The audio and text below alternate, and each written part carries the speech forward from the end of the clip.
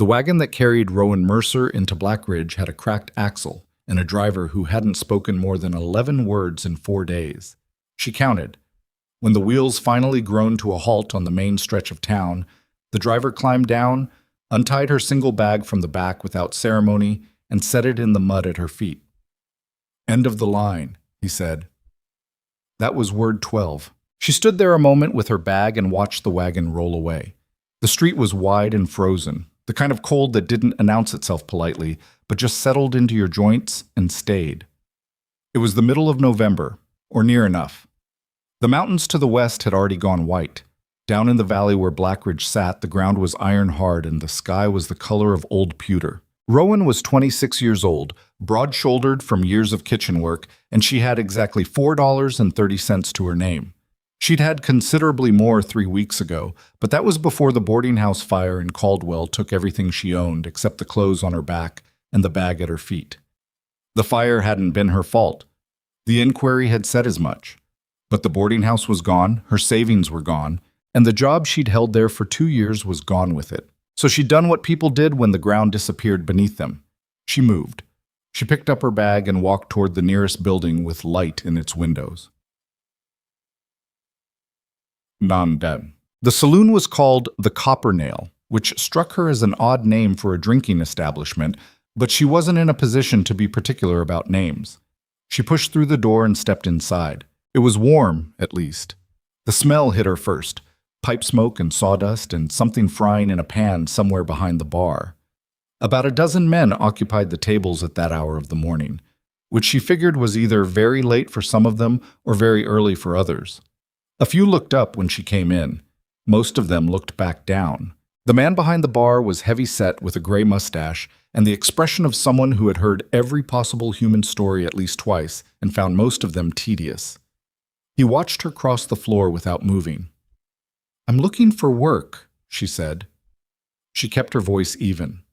She had learned years ago that the way you said a thing mattered as much as the thing itself. The bartender looked her over, not rudely exactly, but with the frank assessment of a man deciding whether a horse was worth his time. "What kind of work?" "Cooking.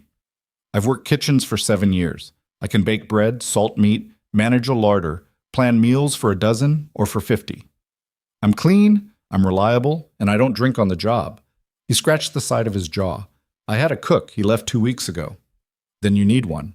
I pay $4 a week, meals included. You sleep in the back room. It's not large." "I'll take it." He put out his hand. "Emmett Crail." "Rowan Mercer." They shook. His grip was firm and dry.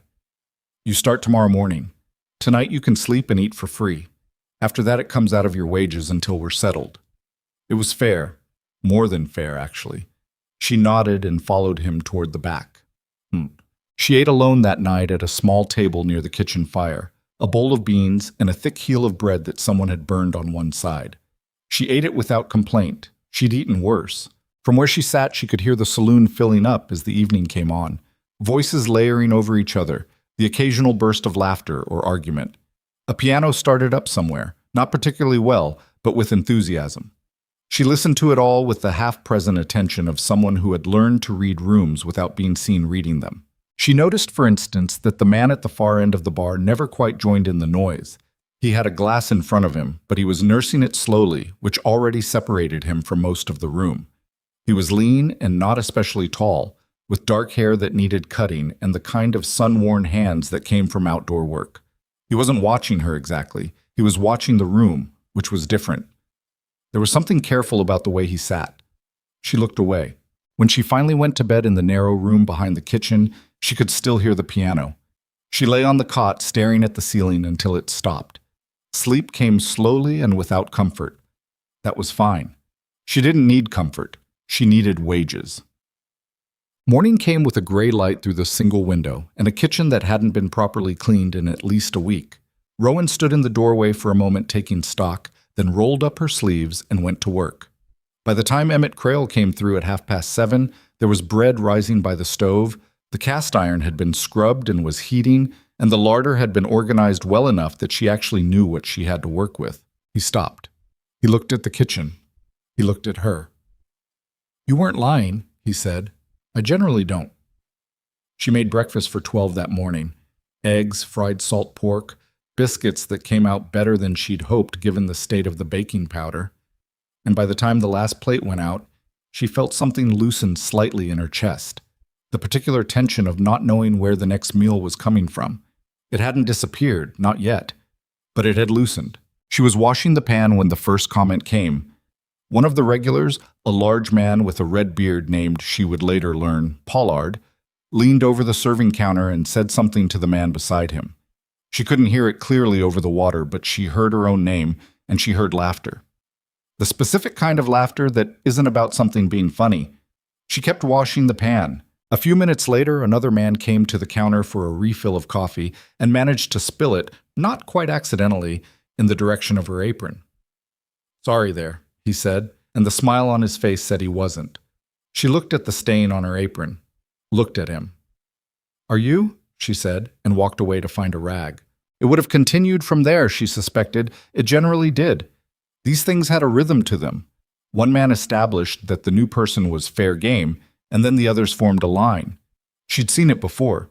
She knew how to manage it, mostly, which meant not reacting in any way that gave them what they were looking for. But then something different happened.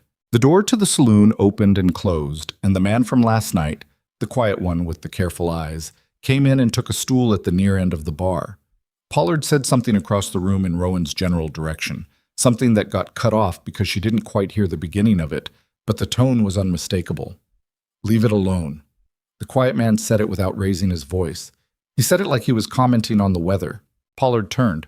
"Just a bit of fun, Ashcroft." "No, it isn't." The room went slightly still. Not dramatically. Nobody knocked over a glass or anything. It was just that particular quality of quiet that happens when someone has said a thing that means exactly what it says and everyone knows it. Pollard looked at the man named Ashcroft for a moment, then went back to his drink. Rowan finished wiping the counter. She didn't look over at Ashcroft. She didn't thank him, but she noted it.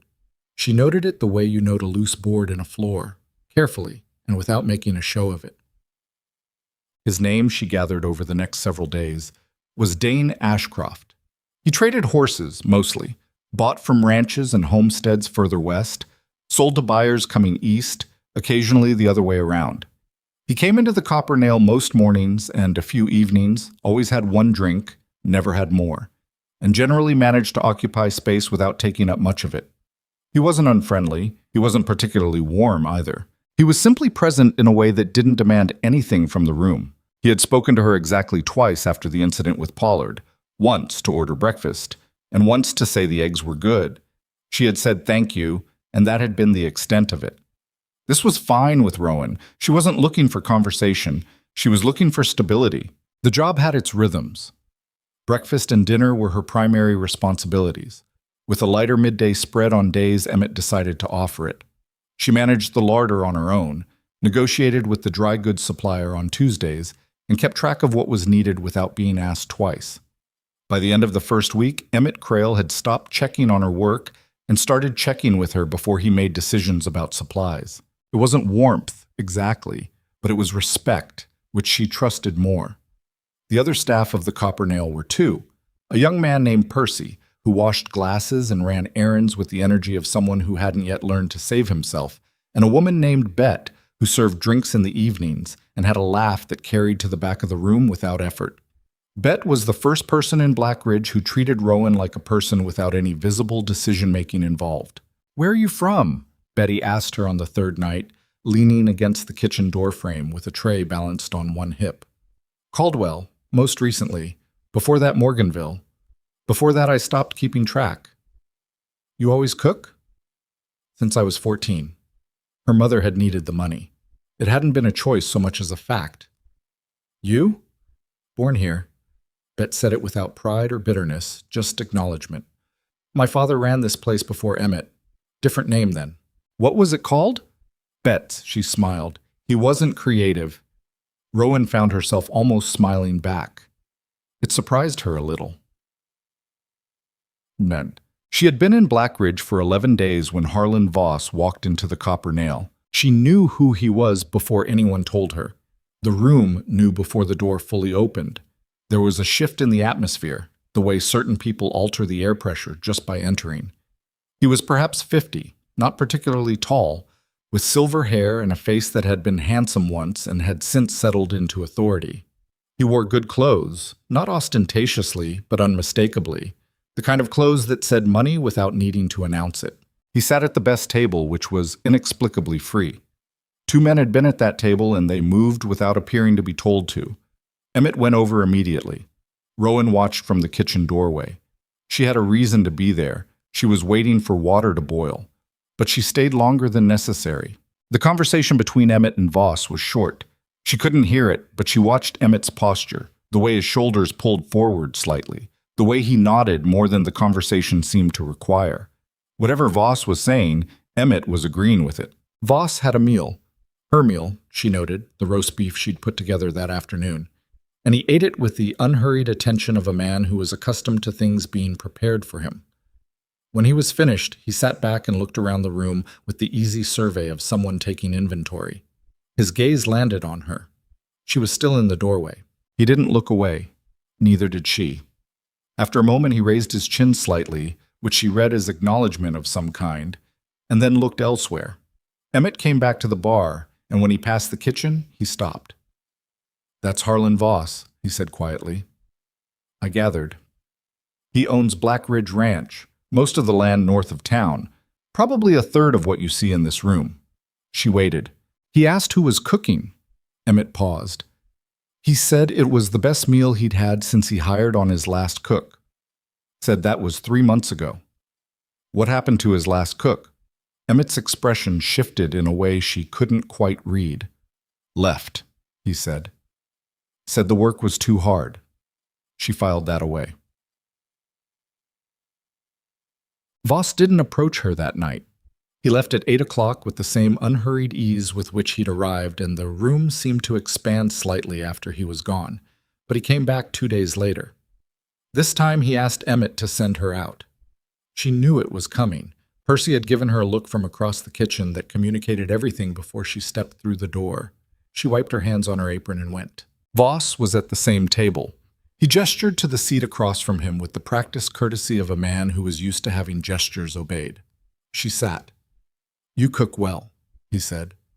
Not a compliment exactly, more of an observation, like noting that a tool was well made. "Thank you. I need a cook at the ranch. My previous woman left without sufficient notice, and we've been managing on whatever the bunkhouse hands can put together, which isn't much. I have a position here.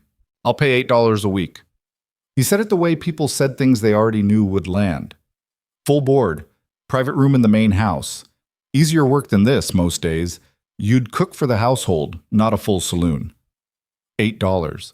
She had 4 here.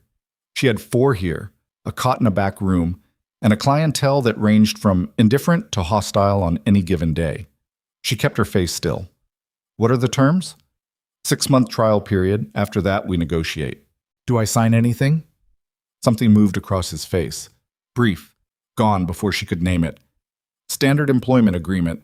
Nothing unusual." She looked at him. He had the face of a man who told the truth as a tactic, when it suited him, and who had learned to make it indistinguishable from the rest of what he said. "I'd want to see the contract before I agreed to anything," she said. "Of course." He spread his hands. "Nothing to hide." She said she would think on it. He said he would return in 2 days for her answer, as though it were already a given. When he left, she sat at the table for a moment before getting up. "Debt." She talked to Bet about it that night. They were in the kitchen after close, Rowan drying dishes and Bet sitting on the counter eating the last of the biscuits from dinner. It was the kind of conversation that happens when 2 people have been working alongside each other long enough that the silence has gotten comfortable. "Voss came to see me," Rowan said. Bet stopped chewing. "He wants to hire me on at the ranch. 8 a week." Bet set down the biscuit. That, more than anything, told Rowan something. "What?" Rowan asked. "Nothing." Bet picked the biscuit back up. "Double your wages here." "I know." "That's a real consideration." "I know that too." Rowan stacked another plate. "What are you not saying?" Bet was quiet for a moment. Outside, the wind had picked up, rattling the window in its frame. "The cook before you," she finally said, "and the one before her." And the one before that, actually. All left? That's what Voss says. Rowan looked at her. Betty met her eyes. I'm not saying anything specific. I'm just saying Blackridge Ranch has had more employee turnover than any operation its size ought to have. And the folks who come back to town from there don't generally say much about why they left. Why not? Because most of them leave in a hurry, Bet said. And people who leave in a hurry are usually leaving something they don't want to look back at. The wind hit the window again. Rowan thought about $4 a week and the cot in the back room and the winter getting harder every day. $8, she said, mostly to herself. Bet didn't answer. She finished the biscuit and got down from the counter and started wrapping the leftover bread for morning. So, Rowan spent the next day weighing it. She weighed it the way she weighed everything, which was methodically and without much sentimentality. On one side, the money, the better room, the reduced workload. On the other side, Betty's careful non-answer, the way Emmett's posture had changed when Voss was in the room, and the brief, unreadable thing that had crossed Voss's face when she'd asked about the contract. She was not naive. She had spent enough years in enough places to know that the world was full of arrangements that looked like opportunities and turned out to be something else. She had also spent enough years working for low wages in hard kitchens to know that sometimes you had to take the risk because the alternative was worse. By evening, she had not decided. She was cutting potatoes when she heard Dane Ashcroft's voice from the front of the saloon. Not raised. She'd never heard him raise it in almost 2 weeks of proximity, but distinct enough to carry. She didn't intend to eavesdrop. But the kitchen connected to the bar by a short passage, and the conversation was happening close enough to carry. The other voice was someone she didn't know. A regular named Tuck, she thought.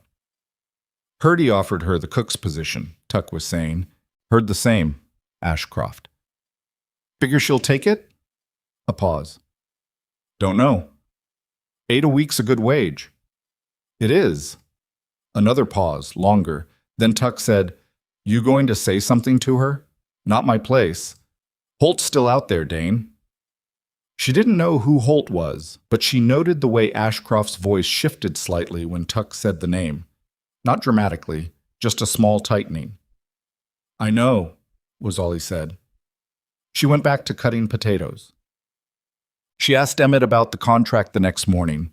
He was behind the bar doing the week's accounts, which he did on Wednesday mornings with the focus of a man who suspected numbers were out to deceive him personally.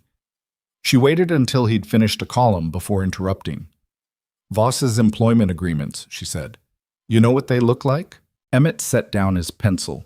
He looked at her with that same expression she couldn't quite read, the one she'd seen when she first mentioned Voss. Why? He offered me a position. Emmett was quiet for a moment. I know. He said the contract was standard. Maybe it is. He picked up the pencil again. I wouldn't know. I've never seen one. Have you known anyone who has? He set the pencil down again. This time he looked at her directly, which was different from how he usually looked at things. Emmett Crail was a man who looked at things sideways, as a rule. The agreement they use out there, from what I've heard, it's got a penalty clause for early departure. Worker owes the ranch a fee if they leave before the term is up. Rowan felt something go still in her chest. How large a fee? Large enough that most folks can't pay it, meaning they can't leave. Emmett picked up his pencil and looked back at his numbers. I'm telling you what I've heard. I don't know the specifics. A pause. But I'd read every word of any paper he puts in front of you before you put your name on it. She nodded. She went back to the kitchen. Voss came back the following afternoon, as promised. She met him at the same table. She had made her decision, or most of it, and she laid it out plainly. I'm interested in the position, she said, but I want to read the contract in full before I agree to anything. Not a summary, the full document. And I want a day to consider it. He looked at her with an expression she couldn't entirely decode, part assessment, part something that might have been amusement. That's reasonable, he said. There's one more thing. She kept her hands folded on the table and her voice even. I won't sign anything with a penalty clause for early departure. If I leave, I leave. Those are my terms. The amusement, if that's what it had been, faded. Not dramatically, just a degree cooler.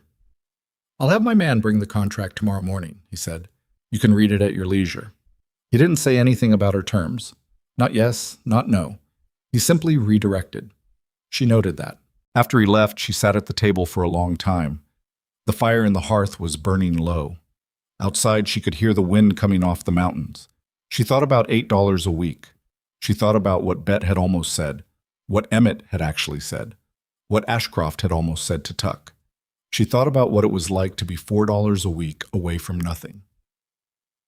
Eat. The contract arrived the next morning, brought by a young man on horseback who handed it to Percy with the blank efficiency of someone running an errand that wasn't interesting enough to pay attention to. Percy brought it to Rowan in the kitchen. She waited until there was a lull in the breakfast work, poured herself a cup of coffee that was stronger than it needed to be, and sat down to read. It was 4 pages, written in the careful script of someone who was making something complicated look simple. She read it twice. The wage was as promised. The room and board were as promised. The term was 6 months, as promised. The penalty clause was on the 3rd page, buried between a paragraph about duties and a paragraph about kitchen supplies. It read, "In the event of departure prior to the conclusion of the agreed term without the express written consent of Blackridge Ranch, the employee shall be responsible for reimbursement of all lodging, meals, and equipment costs incurred during the period of employment at the rate of $12 per week, to be settled in full before departure may be recognized. $12 a week. For every week she worked there, she'd owe $12 if she left early. 1 month's work, and she'd owe $48 she didn't have. 2 months, and she'd be legally bound to the place as surely as if she were in chains." She sat with that for a while. There was a sound in the doorway. She looked up. Dane Ashcroft was standing there with his hat in his hand, which was unusual. He generally didn't take it off indoors. He wasn't looking at the contract exactly, but he wasn't not looking at it either. "Sorry," he said. "Looking for Emmett." "He's not in yet." He nodded. He didn't leave. She looked at him. He looked at the middle distance. After a moment he said, "You reading the Voss contract?" "You know about it. Word travels." He turned his hat once in his hands. "You find the penalty clause?" She looked at him more directly now. "3rd page." He nodded again. He was quiet. She waited. "I'm not going to tell you what to do," he said finally. "Not my business."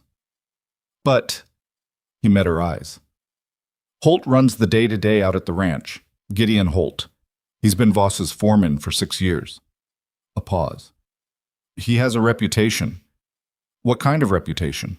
Ashcroft was quiet for another moment, like he was deciding how much to say. "The kind that comes from a man who's been given authority he wasn't fit for and knows it, and tries to make up for it by making sure everyone around him feels it." She looked down at the contract. "You've seen how it operates out there? I've sold horses to Voss twice, delivered them myself." He turned his hat again. "The workers I saw, they weren't unhappy in the regular way. They were quiet in a different way." He stopped. "That's all I can tell you." She nodded. He put his hat back on. "Emmett usually comes in around 9, he said, as though that was all he'd been there for, and left. She sat alone in the kitchen with the contract for a long time after that.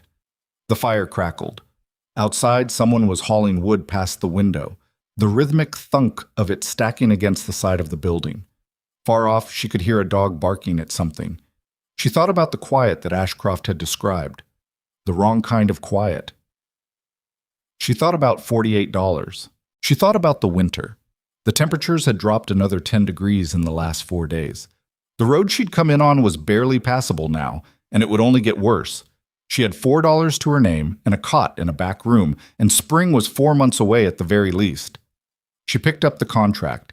She read the penalty clause one more time. She thought if she refused to sign it, if she demanded they strike the clause, Voss would likely withdraw the offer, and she would stay here at $4 a week, which was survivable but fragile, on the edge of a winter that wasn't going to be kind. But if she signed it, she was walking into a place that 2 different people had warned her about without quite saying what the warning was.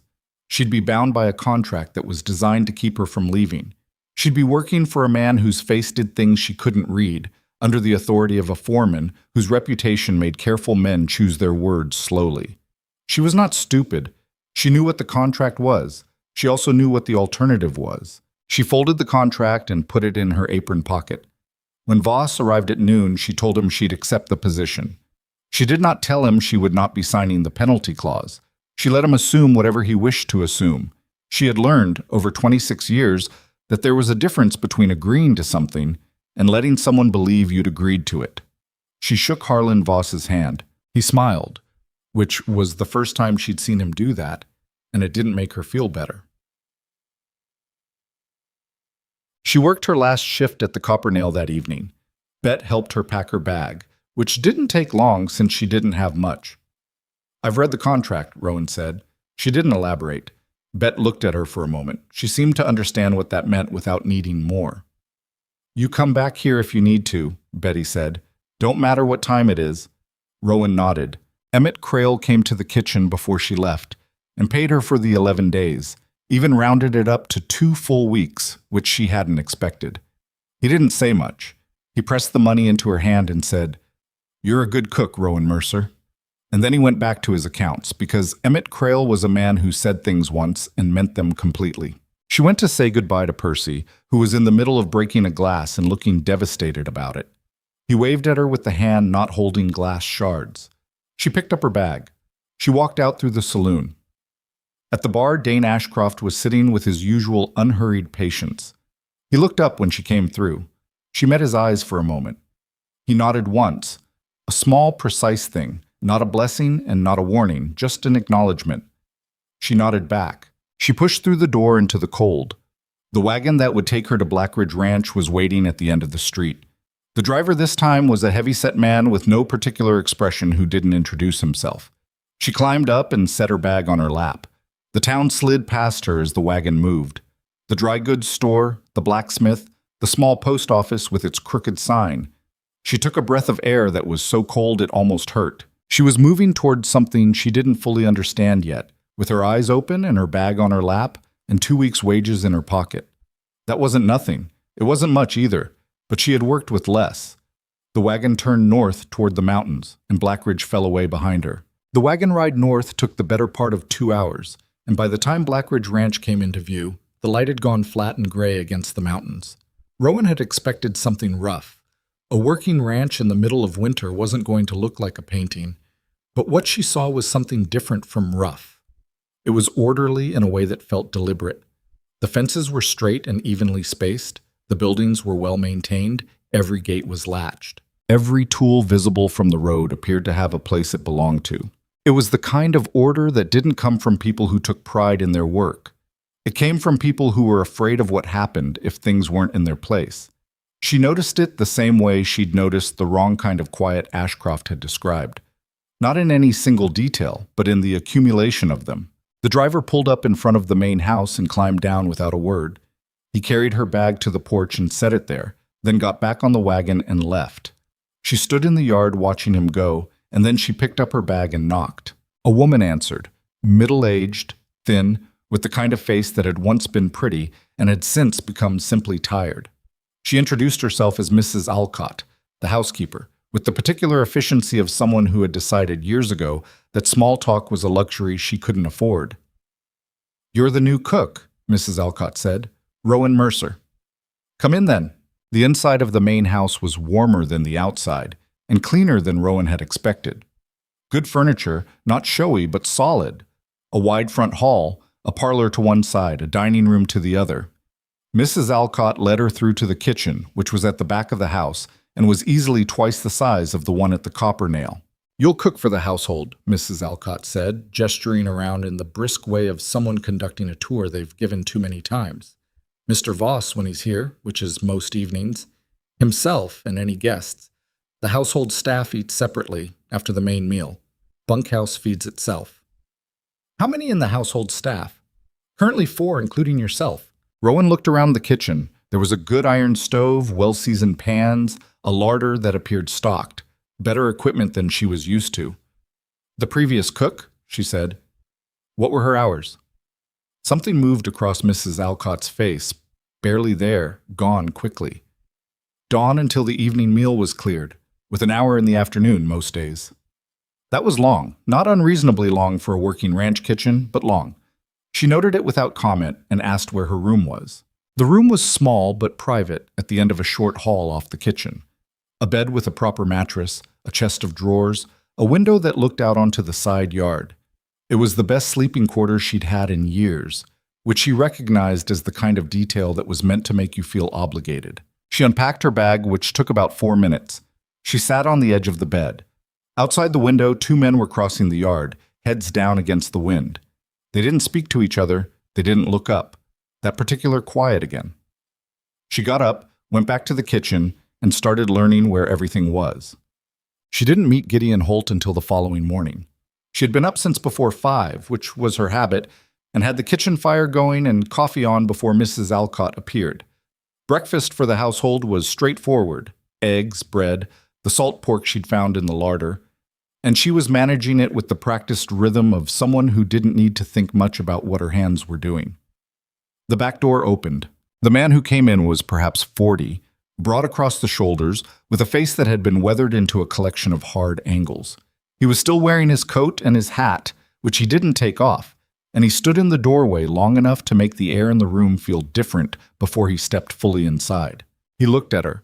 It was not the same look as Emmett Crail's frank assessment. It was the look of a man deciding what category something belonged in, and the categories he was working with weren't kind ones. "You're the new cook," he said. His voice was flat and deliberate, the voice of a man who had learned that tone was a kind of pressure. Rowan Mercer. Holt. He didn't offer anything else. He moved to the stove and poured himself coffee from the pot she'd just made without asking. He drank it standing there, looking at the kitchen.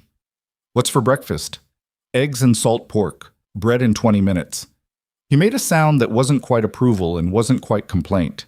He finished the coffee, set the cup down without rinsing it, and went out the back door. Mrs. Alcott, who had been at the far end of the kitchen quietly making herself useful and invisible, met Rowan's eyes briefly. Then she looked away.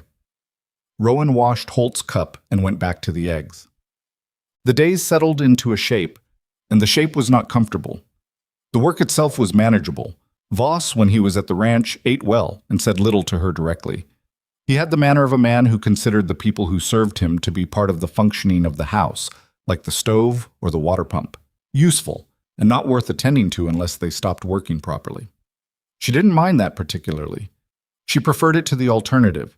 The alternative was Gideon Holt. He came into the kitchen without announcement, at irregular intervals throughout the day, and his purposes were rarely clear. Sometimes he was there for obvious reasons, coffee or a question for Mrs. Alcott about supplies. Other times he seemed to be there simply to be there, taking up space in the room the way certain men did, making his presence felt without doing anything specific that you could name. He had a habit of standing behind her when she was working, not close enough to be overtly threatening, but close enough. He'd comment on what she was doing.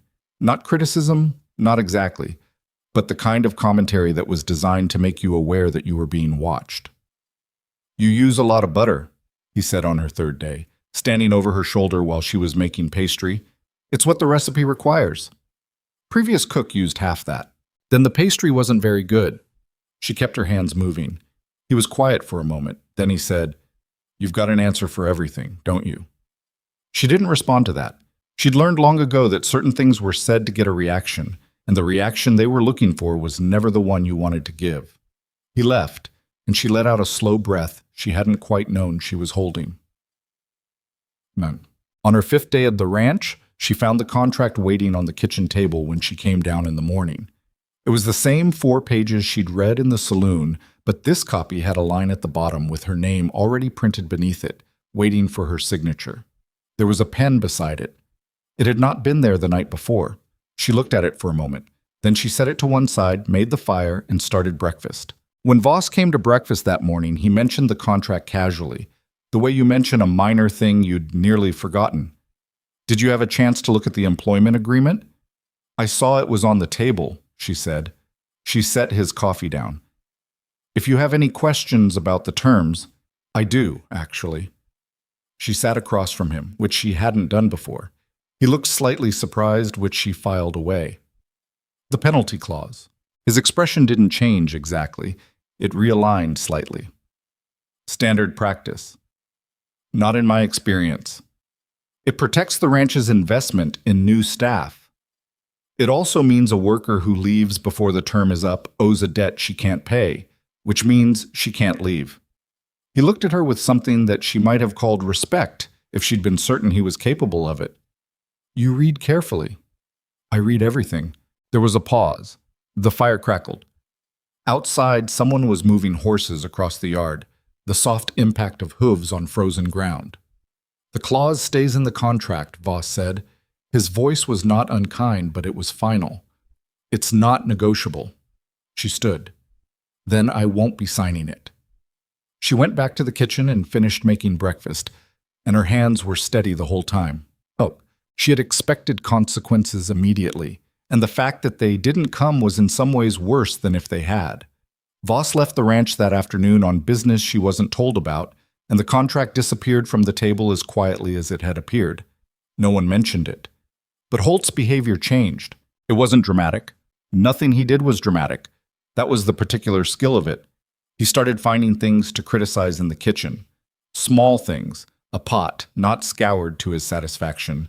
Bread, he said, was underdone when she knew it wasn't. He started sending the kitchen girl, a quiet teenager named May, who was the only person on the property who smiled at Rowan without reservation, on errands at odd hours, which left Rowan doing May's work as well as her own. He also started locking the larder. She discovered this on her 6th morning when she went to get flour for breakfast and found the heavy padlock on the larder door for the first time. She stood there for a moment, looking at the lock. Then she went to find Mrs. Alcott. Mrs. Alcott was in the linen room and looked up when Rowan appeared with an expression that said she'd been expecting this conversation. The larder's locked, Rowan said. Yes. Mrs. Alcott folded a sheet with the focus of someone who was not quite meeting the other person's eyes. Mr. Holt has decided to manage supplies directly. I need flour for breakfast. You'll have to ask him for it. Rowan looked at her. Mrs. Alcott continued folding, her hands very precise on the corners. He decides what goes in and out of the larder now, since yesterday afternoon. Rowan stood there a moment. Then she went to find Holt. She found him in the barn, which was where he seemed to spend most of his mornings, talking to the ranch hands in the particular way that made it clear these conversations were not exchanges of views, but the issuing of directives. He looked up when she came in. He didn't look surprised to see her. The larder's locked, she said. She kept her voice level. I know. I need flour to make breakfast. He looked at her for a moment, unhurried. Then he reached into his coat and produced a key which he held out. She stepped forward and took it. He let go of it, but slowly, so that there was a moment when they were both holding it. You bring it back when you're done, he said. Every time. She looked at him directly. You're going to make me come to you every morning for a key to my own kitchen supplies. Ranch's supplies, he said. Not yours. She let go of the key and went back to the kitchen. It took her a long time to make the biscuits that morning, partly because her hands weren't as steady as she wanted them to be, and she kept having to stop and wait for them to settle. She had been at the ranch for 9 days when she found the ledger. It wasn't hidden, exactly. It was in the small office off the dining room that was used for household accounts. She had gone in there looking for a pen, and the ledger was sitting on the desk open. She would not have looked at it, except that her own name caught her eye. Mercer, R. Accommodation, $12 per week. Meals, $4 per week. Equipment use, $3 per week. She stood very still. $19 a week being charged against her account. She was earning $8. Every week she worked at Blackridge Ranch, she was going $11 further into a debt she didn't know she was accruing. A debt that, under the contract she hadn't signed, she would owe in full before she could leave. Except she hadn't signed the contract. She hadn't signed anything. She stood there reading the ledger for another moment, making sure she was understanding it correctly. She was. Then she put it back exactly as she'd found it and went back to the kitchen and stood at the stove and thought about what she was looking at. They were recording the debt whether she'd signed or not, which meant one of two things. Either someone expected her to sign eventually, or they intended to use the ledger regardless. She thought about the people who had left this place without saying much about why. She thought about what $48 of debt, or $80 or $100, could do to a person who had no means to pay it. What a man like Voss, with his connections and his authority, could do with paperwork that claimed a debt existed. Whether the sheriff in Black Ridge was the kind of man who asked questions or the kind who didn't. She thought about all of this very calmly, the way she thought about things when she was frightened and trying not to be. Then she went back to peeling the potatoes for dinner because there was nothing else to do at that moment, and because she needed to think before she moved. She was still thinking about it 2 days later when Dane Ashcroft rode into the yard. She saw him from the kitchen window. She was washing greens at the sink, and she looked up, and there he was, on a gray horse she didn't recognize, leading 2 others behind him on a rope. He was talking to one of the ranch hands near the gate, and whatever he was saying, the ranch hand was nodding. She didn't go out immediately. She finished washing the greens and dried her hands, and then went to the back door.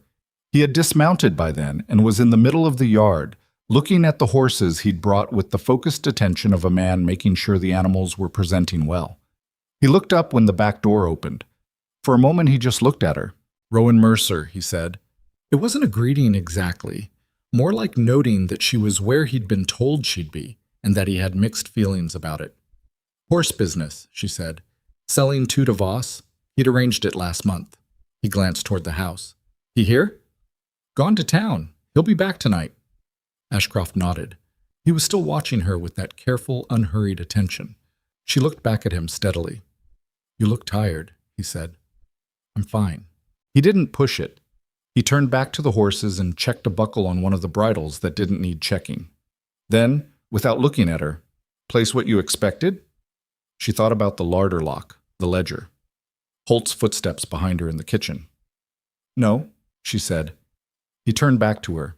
She met his eyes. "How bad?" he asked. She thought about how to say it. She wasn't a person who asked for things easily.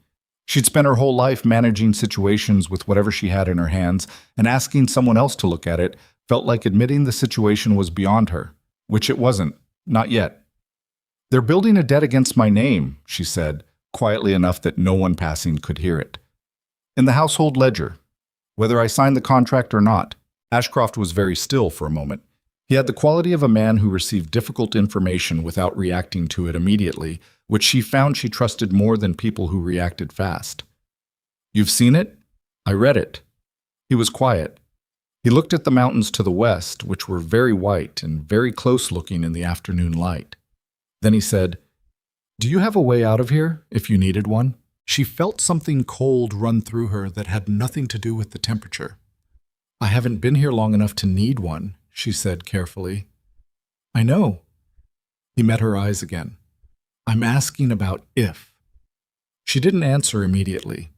She thought about the road, which was icy and long, and Holt's riders, who she'd watched do their patrols in patterns she hadn't entirely memorized yet. She thought about winter and the mountains. "Not yet," she finally said. He nodded. Then he said very quietly, "When Voss gets back tonight, don't mention the ledger. Don't let them know what you've seen." "I know that." And he stopped, started again. "I'm in Black Ridge through the week. I'll be at the Copper Nail most mornings." She understood what he was saying. It wasn't a promise, and it wasn't an offer exactly. It was a location, a point of reference, in case she needed one. "All right," she said. He went back to his horses. She went back to the kitchen. Voss returned that evening in a better mood than she'd seen him in before, which worried her more than it reassured her. Men like him in good moods were men who had things going the way they wanted. He ate well and complimented the venison, which she'd prepared with dried herbs from the larder she'd had to get a key to access. And he had 2 glasses of wine and talked with a business acquaintance he'd brought from town. She served, cleared, and listened in the specific way of someone who is doing 2 things at once. The business acquaintance was a man named Farrow, who seemed to handle some kind of legal matters for Voss. She caught pieces of their conversation as she moved around the table, something about land titles, something about filings in the territorial capital, something about a clerk who needed to be kept aligned. None of it was her concern directly, but she filed the shape of it away. After dinner, when she was clearing the last of the dishes, Voss appeared in the kitchen doorway. "Settling in all right?" he asked. "Yes," she said. It was the simplest answer. "Good." He leaned against the doorframe with the ease of a man in his own house, which he was. "I'd like the contract signed by the end of the week." She kept her hands moving on the dishes. "I understand." He watched her for a moment. There's no reason for it to be complicated, Rowan. She looked up at him. She used his first name deliberately, which she knew he noticed. Harlan, she said, I've told you my terms. Something shifted in his face. Not anger. Not quite. Something more like the particular expression of a man who has decided to stop using the pleasant approach. Terms, he said, are for negotiations. You're an employee. He left the kitchen. She stood at the sink for a long time after the sound of his footsteps had faded, staring at the soap dissolving in the wash water. Her jaw hurt. She'd been clenching it without realizing. She thought, one more day. She'd give it one more day and use it to learn what she needed to know.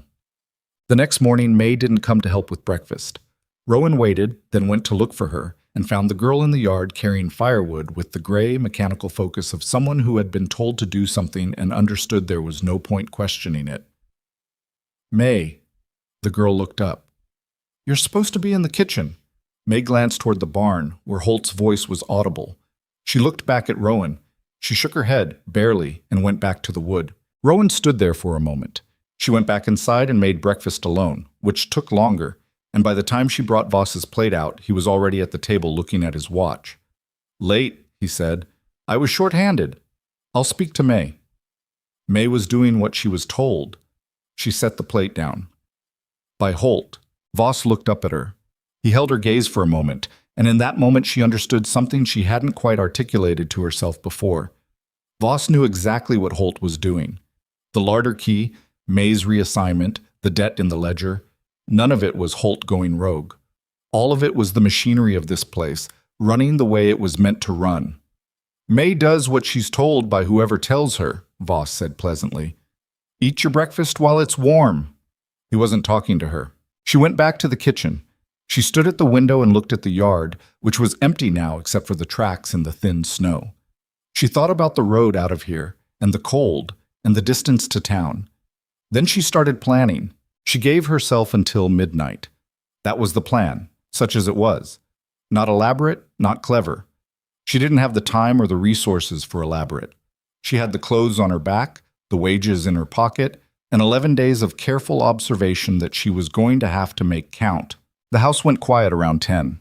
Voss had retired early, which he sometimes did when he had business before dawn. Mrs. Alcott's light went out by past. The ranch hands in the bunkhouse settled into their own rhythms, which she had learned over nearly 2 weeks meant a card game that lasted until 11, and then silence. She did not sleep. She lay on the bed in her room with her coat on and her bag packed beside her, watching the window go dark and listening to the sounds of the house change.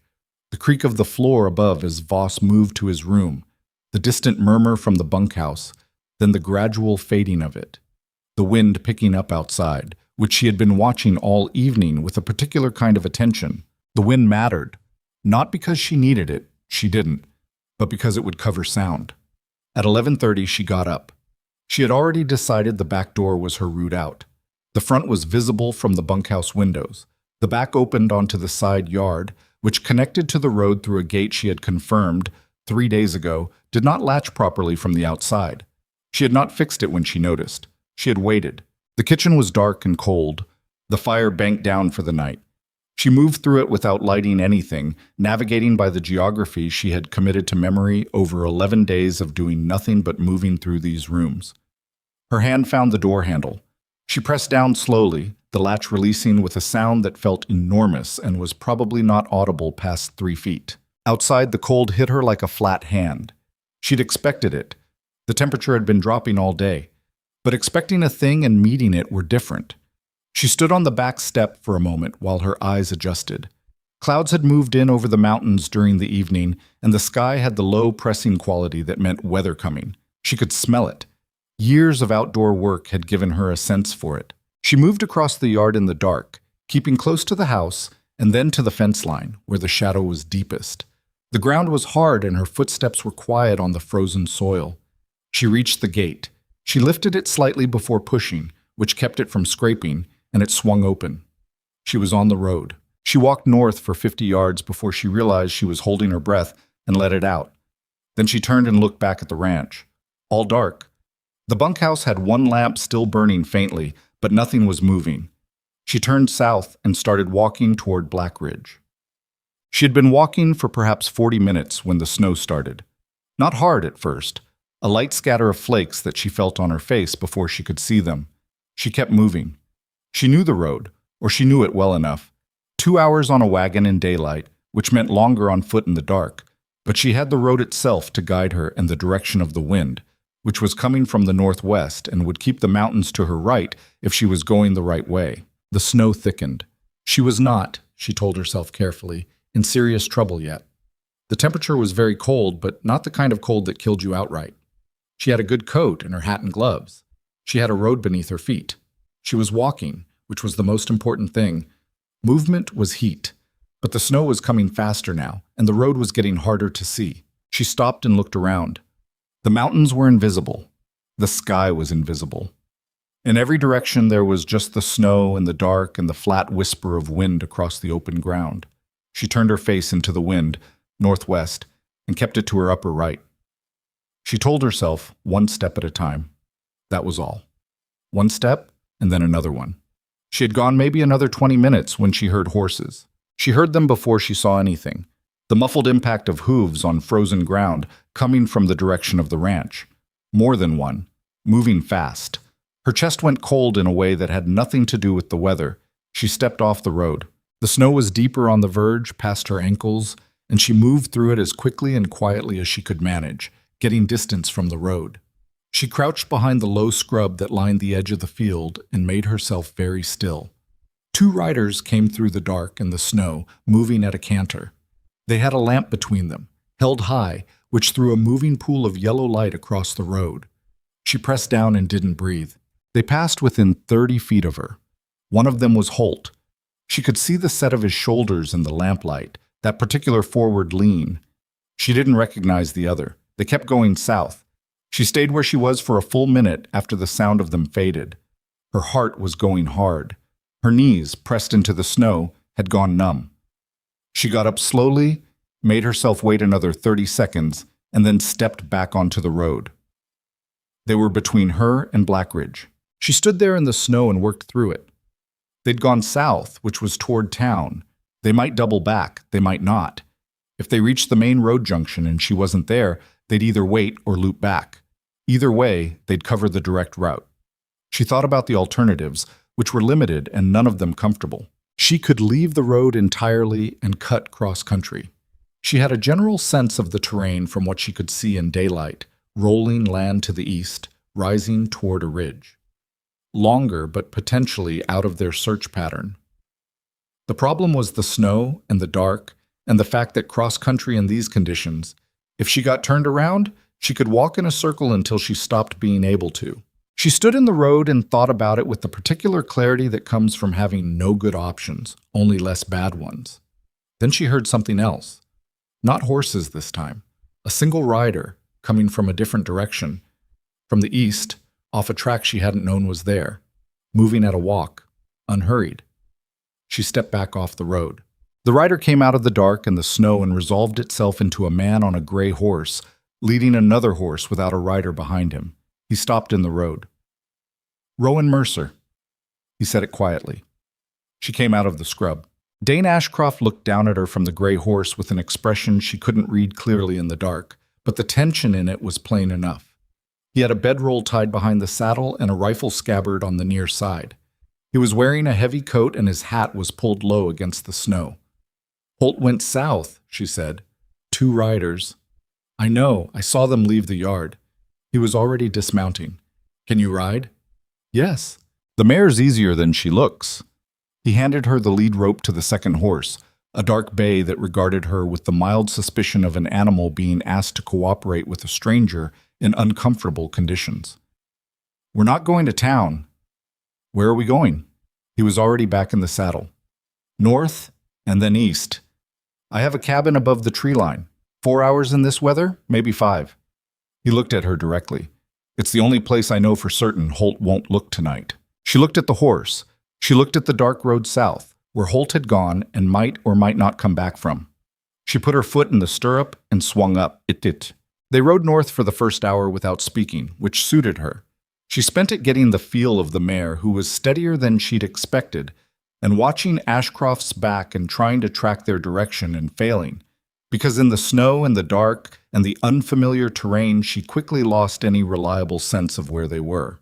After a while she stopped trying and concentrated on staying in the saddle. The snow got heavier around the second hour. The wind had shifted slightly and was driving it sideways now, which made it harder to see more than a few feet ahead. Ashcroft moved like a man who knew the ground well enough that his eyes were secondary, which was either reassuring or alarming depending on how you thought about it. She decided it was reassuring and held on to that. They crossed a frozen creek at some point. She heard the ice crack under the horse's weight without giving, and felt the animal beneath her hesitate and then commit. And then the terrain started rising. Trees appeared on either side, not dense, but enough to break the worst of the wind, and the snow came in patches rather than a constant wall. "How are you doing?" He had dropped back to ride beside her rather than ahead. His voice was matter-of-fact. "I'm fine." She was cold, but she'd been cold for 2 hours now and had made a kind of accommodation with it. "How much further?" "Another hour." He glanced at the sky, which told him something she couldn't read. "Storm's not going to get worse tonight. We're past the worst of it." "How can you tell?" "The pressure's been dropping all day. When it drops fast and then levels, the snow comes hard and then stops. It leveled about 20 minutes ago." She absorbed this. "You know this area well." "I've had the cabin for 3 years." He was quiet for a moment. "Bought it from a trapper who wanted out. Mostly I use it when I'm running horses through this part of the territory and need a stopover." A pause. "I've never brought anyone there." She didn't know what to do with that, so she didn't do anything with it. She just noted it and rode. The cabin materialized out of the dark like something she'd imagined rather than something real. It was small. 1 room and a half, she'd find out later, built into a slope with a low roof and stone walls that had been chinked and re-chinked until they were nearly windproof. There was a small barn attached at the back, barely large enough for the 2 horses, but solid enough to keep the cold manageable. Ashcroft got the horses settled while she found her way inside.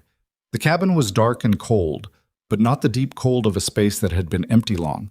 He'd been here recently, or else the stone walls held heat better than she expected. There was a fireplace, a small iron stove for cooking, a table, 2 chairs, and a bunk against the far wall. The kind of space that had been put together by someone who thought about function before everything else. She found the firewood stacked beside the stove and got to work. By the time Ashcroft came in from the barn, she had the fire going and the stove heating, and she was sitting in one of the chairs with her coat still on, watching the flames. He stopped in the doorway and looked at the fire, then at her. "You didn't have to. I was cold," she said. He came in and closed the door and pulled off his coat and hat and sat in the other chair. They were close together in the small room, which couldn't be helped. The fire made the space feel smaller and warmer than it was. For a while, neither of them said anything. The wind moved against the roof. The fire settled into its rhythm. She was aware that she was shaking slightly, which she hadn't noticed until now. Not from cold, or not only from cold.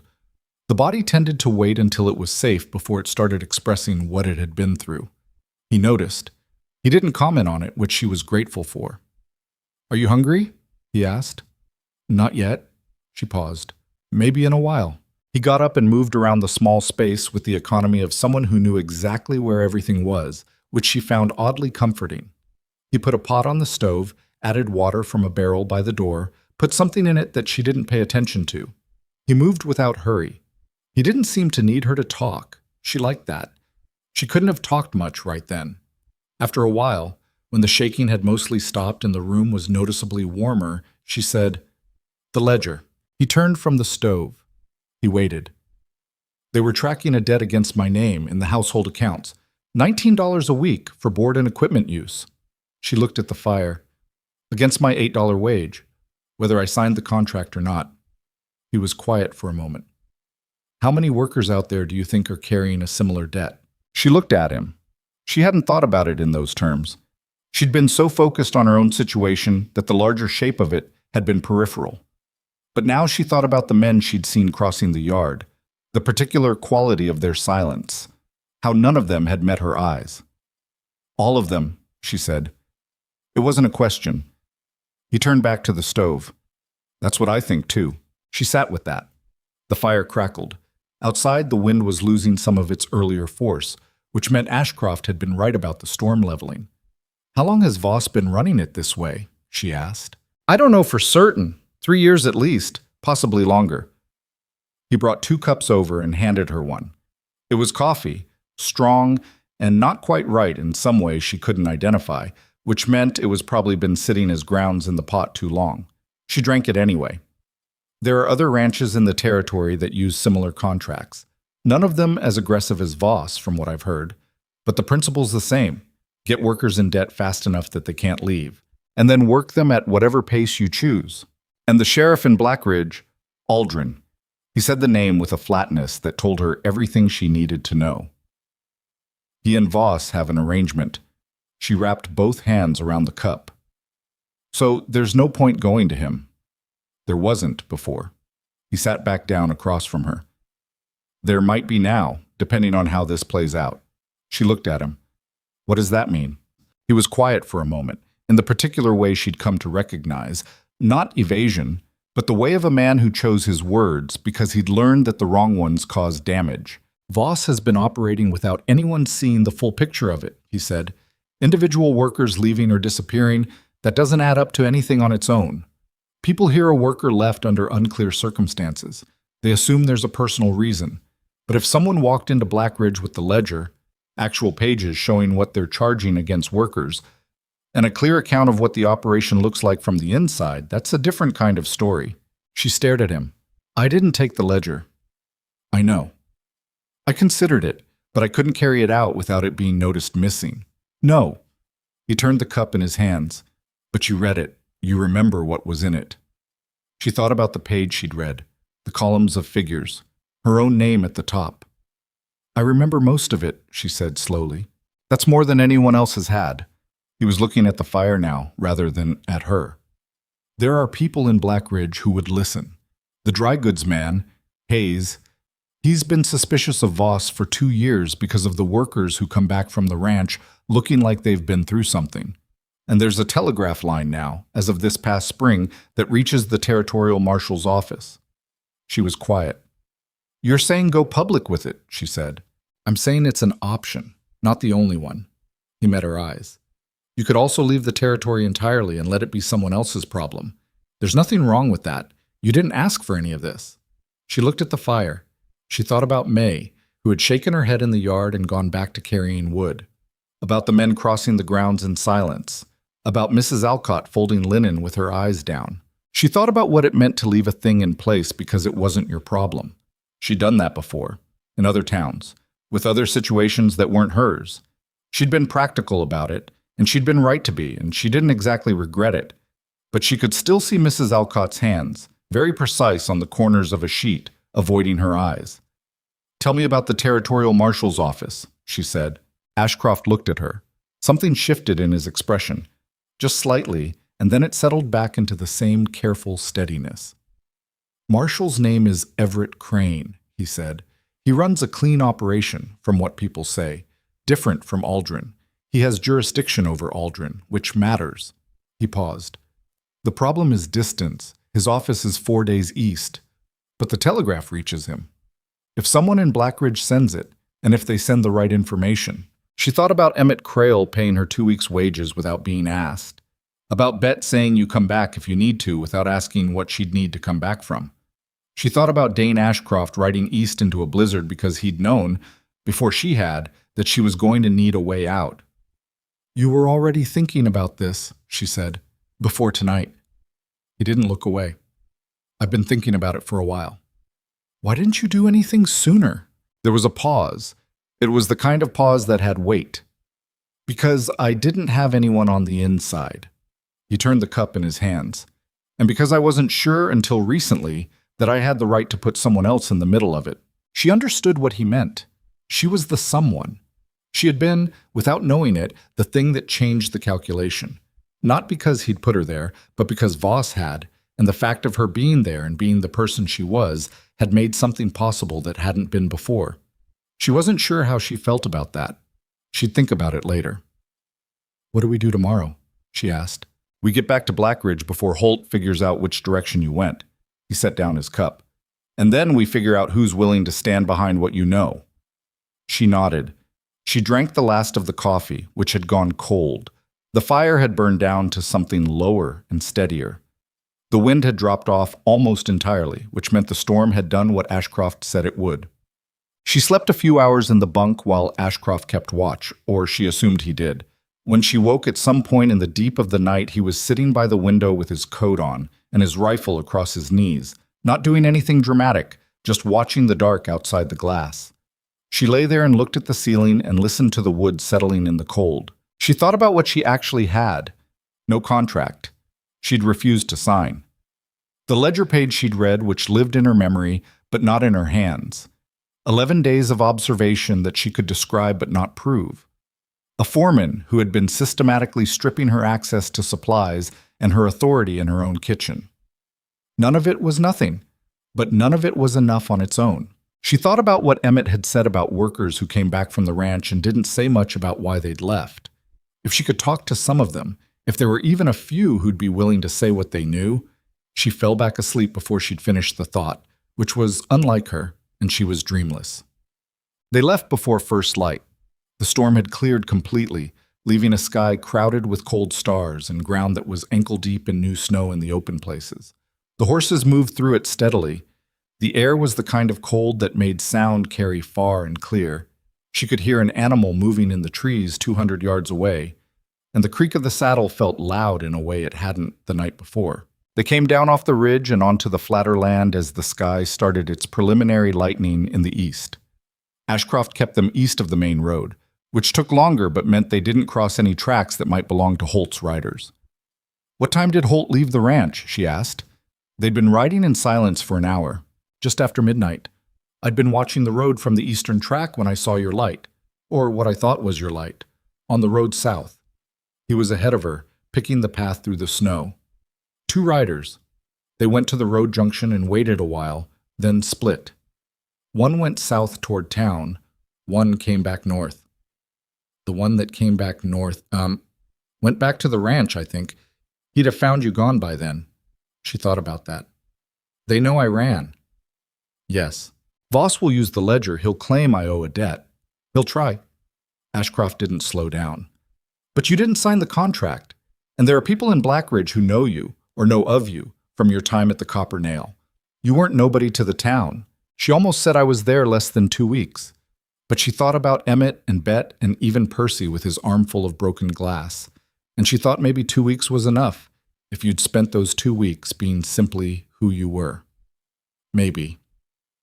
They came into Blackridge from the east side just as the town was properly waking up, smoke coming from chimneys and a few figures moving on the main street. Ashcroft kept them on the back road and came around to the alley behind the Copper Nail. "Emmett's usually in by now," he said, "going over the accounts. You know his schedule well. I drink his coffee most mornings." She slid off the mare, and her legs were stiff enough that she had to stand still for a moment before she was confident they'd hold her. Ashcroft took the reins without being asked. "Go in the back," he said. "I'll stable the horses and come around." She went. The back door of the Copper Nail opened before she knocked. Betty was standing there in her work apron, holding a dish towel, and the expression on her face when she saw Rowan was one of those expressions that tried to be neutral and wasn't. "I heard a rider came back through town at 2 in the morning asking if anyone'd seen you," Bet said. She stepped aside to let Rowan in. "I told him I'd been asleep." "Thank you." "Were you?" "Was I what?" "What I thought you were, when I said it." "Safe." Rowan stood in the familiar warmth of the kitchen she'd worked in for 11 days, and something loosened in her chest that had been pulled tight for longer than one night. "Not entirely," she said, "but getting there." Bet looked at her for a moment. Then she put the kettle on.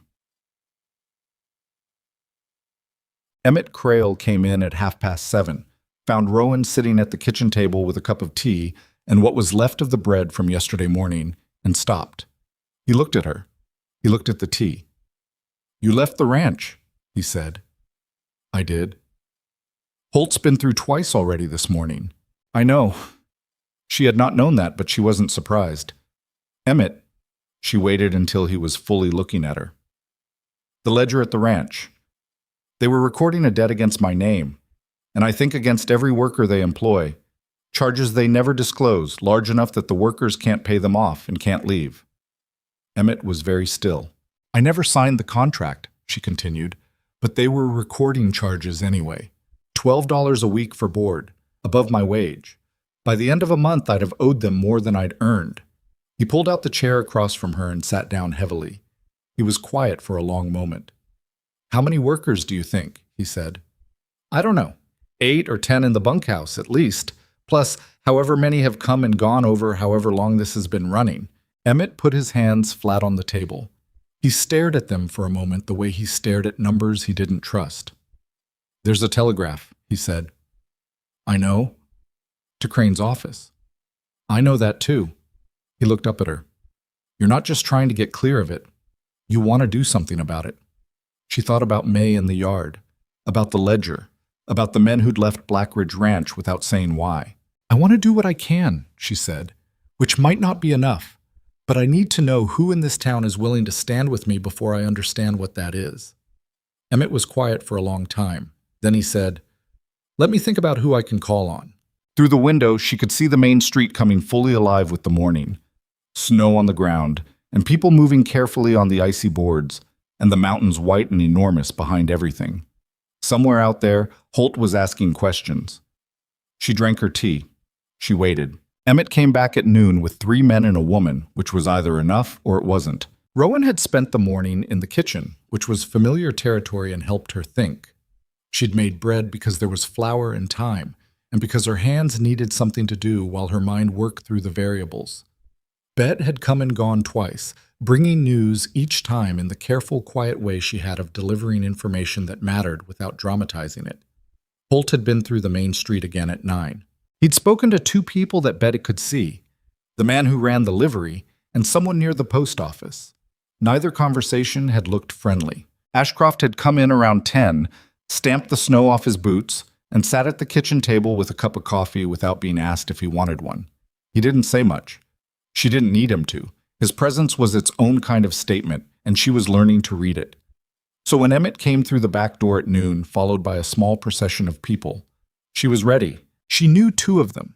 Hayes, the dry goods man, 50-ish, gray-bearded, with the kind of face that had been made for careful consideration of things, and a man named Walt Pruitt, who ran the town's carpentry operation and who she recognized from a few breakfasts at the Copper Nail, where he'd always cleaned his plate and never been anything other than decent to her. The other 2 she didn't know, a younger man in a leather apron who turned out to be the blacksmith's assistant, and the woman, who was perhaps 60, with silver hair and a posture that suggested she had never once in her life been talked out of something she'd decided. This is Clara Dunmore, Emmett said. She's been in Blackridge since before most of us. Clara Dunmore looked at Rowan with the direct, unhurried assessment of someone who had made a career of deciding what was worth her attention. Emmett says you worked at Blackridge Ranch. 11 days, Rowan said, and you saw the ledger. I read part of it, my own entry clearly, the structure of the rest. Clara pulled out a chair and sat down without being invited to, which Rowan respected. Tell me what you saw. Exactly. Not what you concluded, what you actually saw. So Rowan told her. She was specific, because specific was what mattered. She described the ledger page, the columns, the line items, the dollar figures against her name, the date at the top of the page. She described the contract she'd refused to sign and the penalty clause embedded on the 3rd page. She described the padlock on the larder and the reassignment of May and the way Holt had moved through the house like a man who had been given the explicit authority to make people feel small. When she was finished, Clara looked at the table for a moment. Then she looked at Hayes. Hayes rubbed the back of his neck. I've had 4 workers come back from that ranch in the last 2 years, he said. All 4 bought supplies from me before they left town. All 4 were carrying less money than they should have been for the time they'd worked. I never asked. Probably should have. You didn't know what you were looking at, Ashcroft said from his chair by the stove. It wasn't a defense, just a statement. No. Hayes looked at Rowan. I know what I'm looking at now. Walt Pruitt had been quiet through most of this, which seemed to be his natural state. He was a man who looked like he built things, solid, unhurried, economical with his movements. What exactly are you trying to do here? He asked Rowan. Not unkindly. Direct. She looked at him. Send a telegraph to Marshal Crane's office. Get a clear account of what's happening at that ranch in front of someone with the authority to act on it. And make sure that when Voss comes here to claim I owe him money, there are enough people who know the truth that his claim falls apart. That last part, Pruitt said. You think he's coming? I think Holt, riding through town twice this morning, answers that question. Pruitt nodded slowly. He looked at Emmett. I can draft the telegraph, Emmett said. I've known Crane's office manager since before Crane had the job. That's not nothing. It's something, Claire said. She was still looking at Rowan. But a telegraph to a marshal 4 days away doesn't solve what happens this afternoon. The room went slightly quiet at that. No, Rowan said. It doesn't. They sent the telegraph at 1 o'clock. Emmett wrote it out in his careful accountant's hand. Not dramatic, just specific. Rowan checked it twice. It described the debt recording scheme, the penalty clause structure, the number of workers she'd observed on the property, and the name Gideon Holt. It named Harlan Voss. It asked, without quite asking, for an investigator to be dispatched. The telegraph operator was a young man named Cobb, who read it through twice with widening eyes, and then sent it without comment, which was professional of him. Whether Crane would act on it, and how fast, was a different question. 4 days was 4 days. The afternoon passed in the particular way of time when you know something is coming but don't know exactly when. Rowan went back to the Copper Nail and helped Bet with the lunch service, because idle hands and idle thoughts in the same body were a bad combination, and because the saloon was the most logical place to be when things moved. Things moved at 3 o'clock. She heard them before she saw them.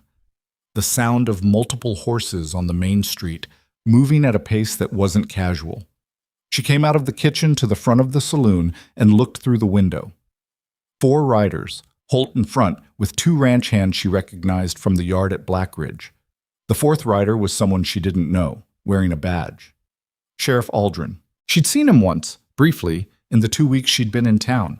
A compact man with a heavy mustache who carried himself with the unearned authority of someone who had never been seriously challenged.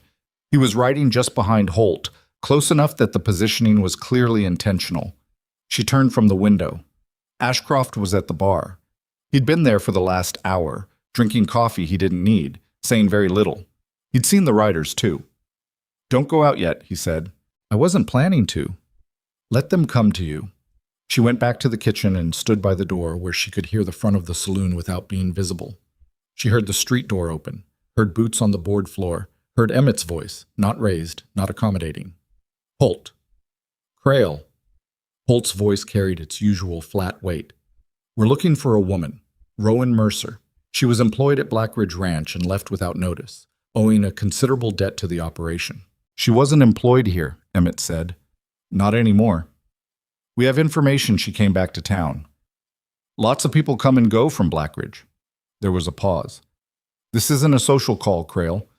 The sheriff's here on official business. Aldrin's voice then, slightly nasal, with the careful tone of a man reciting something he'd been told to say. There's a matter of an outstanding debt owed to Blackridge Ranch. The individual in question is required to present herself, or the matter becomes a legal claim requiring formal resolution. Rowan stood in the kitchen doorway and thought about that. She thought about May in the yard. She thought about the ledger. She went through the door. The saloon was quieter than usual for mid-afternoon, but it wasn't empty. Emmett was behind the bar. Ashcroft had turned on his stool and was facing the room. Bet had come in from somewhere and was standing near the far wall with a tray in her hands, which she apparently hadn't decided what to do with. Holt stood in the middle of the floor. Aldrin was to his right, slightly behind. The 2 ranch hands had stayed outside. Everyone looked at Rowan when she came through. She walked to the center of the room and stopped.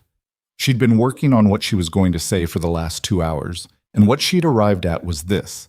She was going to be specific, because specific was the only thing that couldn't be argued with as easily as general. I know what debt you're referring to, she said. She was speaking to Holt, but she was speaking loud enough for the room. I'd like to hear you describe it. Holt's expression didn't change much. The terms of your employment at Blackridge Ranch? I didn't sign the employment contract. A brief pause. The terms you agreed to? I agreed to nothing in writing. I've agreed to nothing at all. I declined to sign a contract that included a penalty clause requiring me to pay $12 a week for every week I worked there, in addition to the $8 I was supposed to earn. She kept her voice even. The net effect of that clause is that after 1 month I would have owed $48 I didn't have, which was the point. Aldrin cleared his throat. There may be other documentation. The ledger, Rowan said. Household accounts, page 3 or thereabouts. My name, with charges recorded against it from my first day at the ranch. $12 a week for accommodation, 4 for meals, 3 for equipment use, $19 a week total, against an $8 wage. She looked at Aldrin specifically now. I never signed for any of that.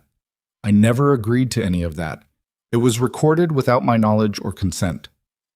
The room was very quiet.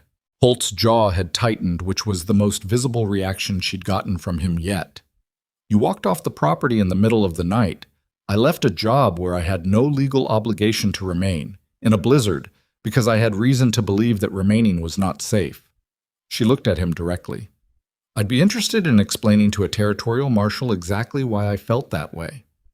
Aldrin said, Now, I'm not sure what you think. I sent a telegraph to Marshal Crane's office at 1 o'clock this afternoon. She watched Aldrin's face do something complicated. I described the ledger, the contract structure, and the names of the people involved. I expect a response sometime tomorrow, assuming the lines are clear. The room was still quiet, but it was a different quality of quiet now. Something had shifted in it. She became aware at the edges of it of other people. Hayes was in the doorway from the street, which meant he'd followed the riders in. Walt Pruitt was behind him. Clara Dunmore had come from somewhere and was standing near the bar with her arms folded. Holt looked around the room. His expression had moved from the calculated flatness it usually carried to something less controlled. You're making a mistake, he said. It was aimed at her, but he was looking at the room as he said it. I make them sometimes, she said. This isn't one of them. Aldrin put a hand on Holt's arm, which told her something about how the sheriff read the room. Gideon, let's... Holt shook him off. He was looking at Ashcroft now, who was still on the stool and hadn't moved or said anything. There was a history between those two. She could feel it in the way they looked at each other. Not quite anger, not quite contempt, something older and more settled. You're part of this, Holt said. I'm sitting in a saloon, Ashcroft said. You helped her. She didn't need much helping. He picked up his coffee cup. She needed a horse and a direction.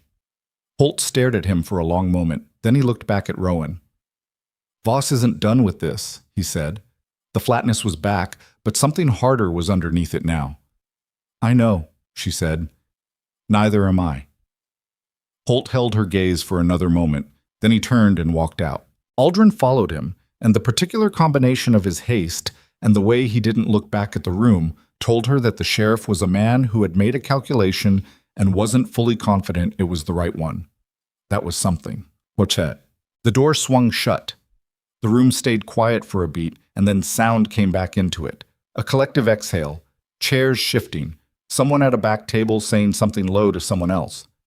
Bet set her tray down on the nearest flat surface and let out a breath loud enough to hear across the room. Hayes came fully inside. He looked at Rowan with an expression she wasn't quite sure how to read. That was either very brave or very foolish, he said. Probably both, she said honestly. Clara Dunmore unfolded her arms. What happens when Voss himself comes down?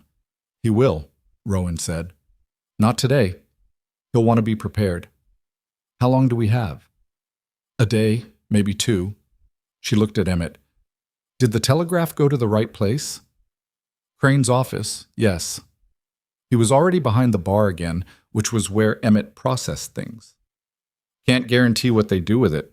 It's documentation, Ashcroft said from his stool. Even if Crane doesn't move immediately, the record exists. Voss can't make that disappear. Clara was looking at Rowan steadily. You're going to need people to stand with you when he arrives. Not in here, out in the open. Rowan looked at her. I can't ask anyone to do that. No, Clara said. You can't, but we can decide to. She looked around the room. At Hayes, at Pruitt, at the young blacksmith's assistant who had been there through the whole thing and said nothing and whose name she'd still not learned. That's a different matter. Walt Pruitt had his arms crossed, the posture of a man working something out. What exactly does standing with her accomplish? Voss rides in with Holt and 4 more men and Aldrin behind him. What are we actually— Witnesses, Ashcroft said. Pruitt looked at him. That's all. Witnesses who can say publicly what they saw and heard.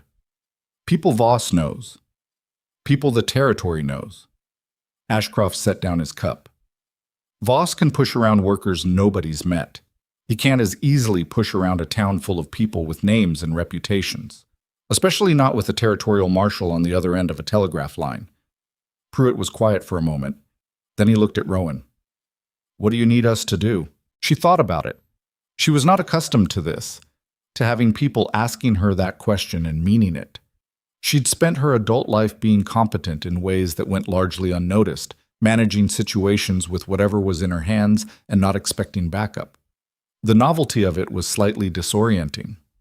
Be here tomorrow, she said, and the day after, if it comes to that. That's all I'm asking. Pruitt nodded. He looked at Hayes. Hayes nodded. Clara was already putting her coat back on. I'll speak to a few others tonight, she said, in the tone of someone who was not asking for permission. She went out. The room settled into a more ordinary rhythm after that. People finished their drinks. Conversations started up that weren't about Voss or Holt. The light through the windows shifted toward late afternoon gold, which in November was brief and faded fast. Rowan sat at the bar and let herself be still for a few minutes. Her feet hurt, which was the kind of thing you didn't notice when you were in the middle of something and then noticed abruptly when you weren't. She'd been on her feet or on a horse for the better part of 20 hours. Ashcroft came and sat beside her. Not close, exactly, but close enough to be clearly beside rather than merely in the adjacent space. You did well, he said. She looked at her hands on the bar. Holt's going to tell Voss everything I said. Yes. Which means Voss will be ready for it. He'll think he's ready for it. Ashcroft turned his coffee cup in circles, a habit she'd noticed before. Men like him are used to opposition that doesn't have anything solid behind it. Workers who are scared and isolated and don't know their legal position. What you've put in front of him is different. He hasn't run into that before out here. She thought about that. You don't know that for certain. No, he agreed. But I've watched him operate for 3 years, and I've never seen him adjust his methods. That tells me he's never had to. She was quiet for a moment. The fire had been built up while she wasn't paying attention, and the room was genuinely warm now. Tell me about Crane, she said. The marshal. You've met him? Once. 2 years ago, in Tully Junction. He came through following up on a land title fraud case. Ashcroft paused. He's a thorough man. He doesn't move fast, but he finishes what he starts. 4 days. If he sends someone immediately, could be 5 or 6 depending on the roads. She did the math on that, which didn't come out comfortably. Voss would be here before Crane's office could respond with anyone. Whatever happened in the next day or two, she and the people of Black Ridge would be handling it without federal backing. What does Voss do when he can't get what he wants quietly? She asked. Ashcroft's expression was honest, which she appreciated even if she didn't like the content. I don't know. I've never seen him in that position. She nodded. She'd expected that answer. That evening, the word moved through Black Ridge the way word moved through small towns.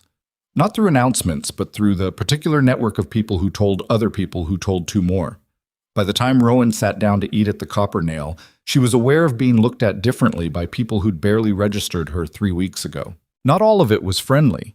She noticed 2 men near the far wall who looked at her with the particular expression of people who were deciding she was more trouble than she was worth. She noted them the same way she noted everything, carefully and without making a show of it. But Hayes came over to her table at one point and set a hand briefly on the edge of it, which was apparently his version of a firm declaration. And a woman she didn't know at all stopped beside her chair and said, "My nephew worked at that ranch 2 years ago and wouldn't tell us why he left," and then walked away without waiting for a response. Bet, bringing her food, said quietly, "Claire's spoken to 7 people, from what I hear. 3 said yes straight off. 2 said they'd think on it. 2 said no. 3 out of 7 wasn't a majority. But it wasn't nothing." Ashcroft stayed through the evening, which was unlike his usual pattern of 1 drink and out the door. He played 2 rounds of cards with some men near the back, which she understood was its own kind of signaling. He was present, he was calm, and he was not going anywhere. She went to bed at 10. She wasn't sure sleep was possible, but she closed her eyes anyway, and at some point the fatigue from the previous night dragged her under. Voss arrived the next morning. She heard the horses from the back room and was dressed and at the kitchen door before the sound of them had settled. She looked through the window. 7 riders, which was more than she'd expected. Voss himself, Holt, Aldrin, and 4 men she didn't recognize, but whose purpose was clear enough from the way they arranged themselves in the street. She went to the front of the saloon. Emmett was already there, behind the bar. Bet was in. A handful of early customers had gone very still. Through the front window, Rowan could see Voss dismounting with the easy authority of a man who had never once, in his adult life, arrived anywhere and found the situation not already arranged to his benefit. She went to the door. She pushed it open and stepped out onto the porch. The cold hit her. The street was bright in the morning light, the snow from 2 nights ago still on the ground in compressed, dirty patches. She could see her own breath. Voss stopped when he saw her. Holt, behind him, went still. She stood on the porch and looked at them. "Miss Mercer." Voss's voice was controlled and pleasant and carried the particular temperature of something that had decided to be dangerous. "I think we have some things to resolve." "I think so too," she said. He came a few steps forward. He was looking at her the way she'd seen him look at things before. That inventory expression, assessing value and considering use. Except this time there was something different underneath it. Something that might have been anger, or might have been the specific feeling of a man who was used to being right about people and had been wrong. "You've been spreading some remarkable stories about my operation," he said. "I've been describing what I saw. What you think you saw." His voice remained pleasant. A new employee, uncertain of the ranch's accounting procedures, jumping to conclusions. "I know what I read." She kept her voice even. $19 a week recorded against my name, beginning on my first day. I didn't sign any agreement to those charges. There is no signed documentation. I didn't sign anything. She looked at him steadily. "You're welcome to produce any paper with my signature on it. I'd like to see it." Behind him, she was aware of Aldrin shifting his weight. Holt was very still. And then she became aware of something else. Footsteps. Not one set. Several, from different directions. She kept her eyes on Voss, but in her peripheral vision she could see movement. Hayes coming out of the dry goods store and stopping on the board sidewalk across the street. Walt Pruitt coming around the corner from the carpentry yard, with a younger man she didn't know beside him. Clara Dunmore emerging from the gap between 2 buildings and positioning herself near the hitching post without ceremony. The young blacksmith's assistant was there. 2 other men she didn't know had come from somewhere further up the street. And then the door behind her opened, and Ashcroft came out onto the porch and stood beside her. He didn't say anything. He just stood there. Voss looked at the gathering of people with an expression that shifted through several stages quickly. She watched it happen. The initial dismissal, the reassessment, and then something that landed somewhere between calculation and the early unfamiliar shape of uncertainty. "You've organized quite a welcoming party," he said. Still pleasant. But the pleasantness had edges now. "They're here on their own," she said. "I didn't ask anyone to come." He looked at Hayes across the street. Hayes looked back at him with the expression of a man who had decided where he stood and wasn't moving. "Harlan," Clara Dunmore's voice from near the hitching post. She said the name the way people say the names of people they've known for a long time and have stopped being impressed by. "This has gone far enough." Voss turned to look at her. "Clara, I don't think you understand the full picture here. I've been in Black Ridge since you were breaking horses for other people's operations," she said. "Don't tell me what I understand." She looked at him with an expression that had nothing in it except clarity. "The telegraph to Crane's office went out yesterday. There are 7 people standing in this street who will put their names to what this woman has described. You're not going to walk into my town and collect a debt that was never agreed to." Something went out of Voss's expression. Not everything. He was too practiced for that. But something. She could see him doing the calculation, and the calculation coming out differently than he'd expected it to when he'd ridden in. Aldrin, behind him, said quietly, "Harlan." Just the name, but it meant something. Voss looked at Rowan. He was still looking at her with that assessment expression, but it had lost its certainty. What was left was something more unpleasant, the look of a man who had been wrong and knew it, and was deciding what to do with that. "This isn't finished," he said. "No," she agreed. "It isn't. But what happens next is going to happen in front of Marshal Crane, not in a back room." She held his gaze. "I think you know the difference." The silence stretched. One of the horses moved, the soft impact of a hoof on packed snow. Somewhere up the street, a door opened and closed. Voss turned to Holt and said something too quiet to hear. Holt's jaw tightened.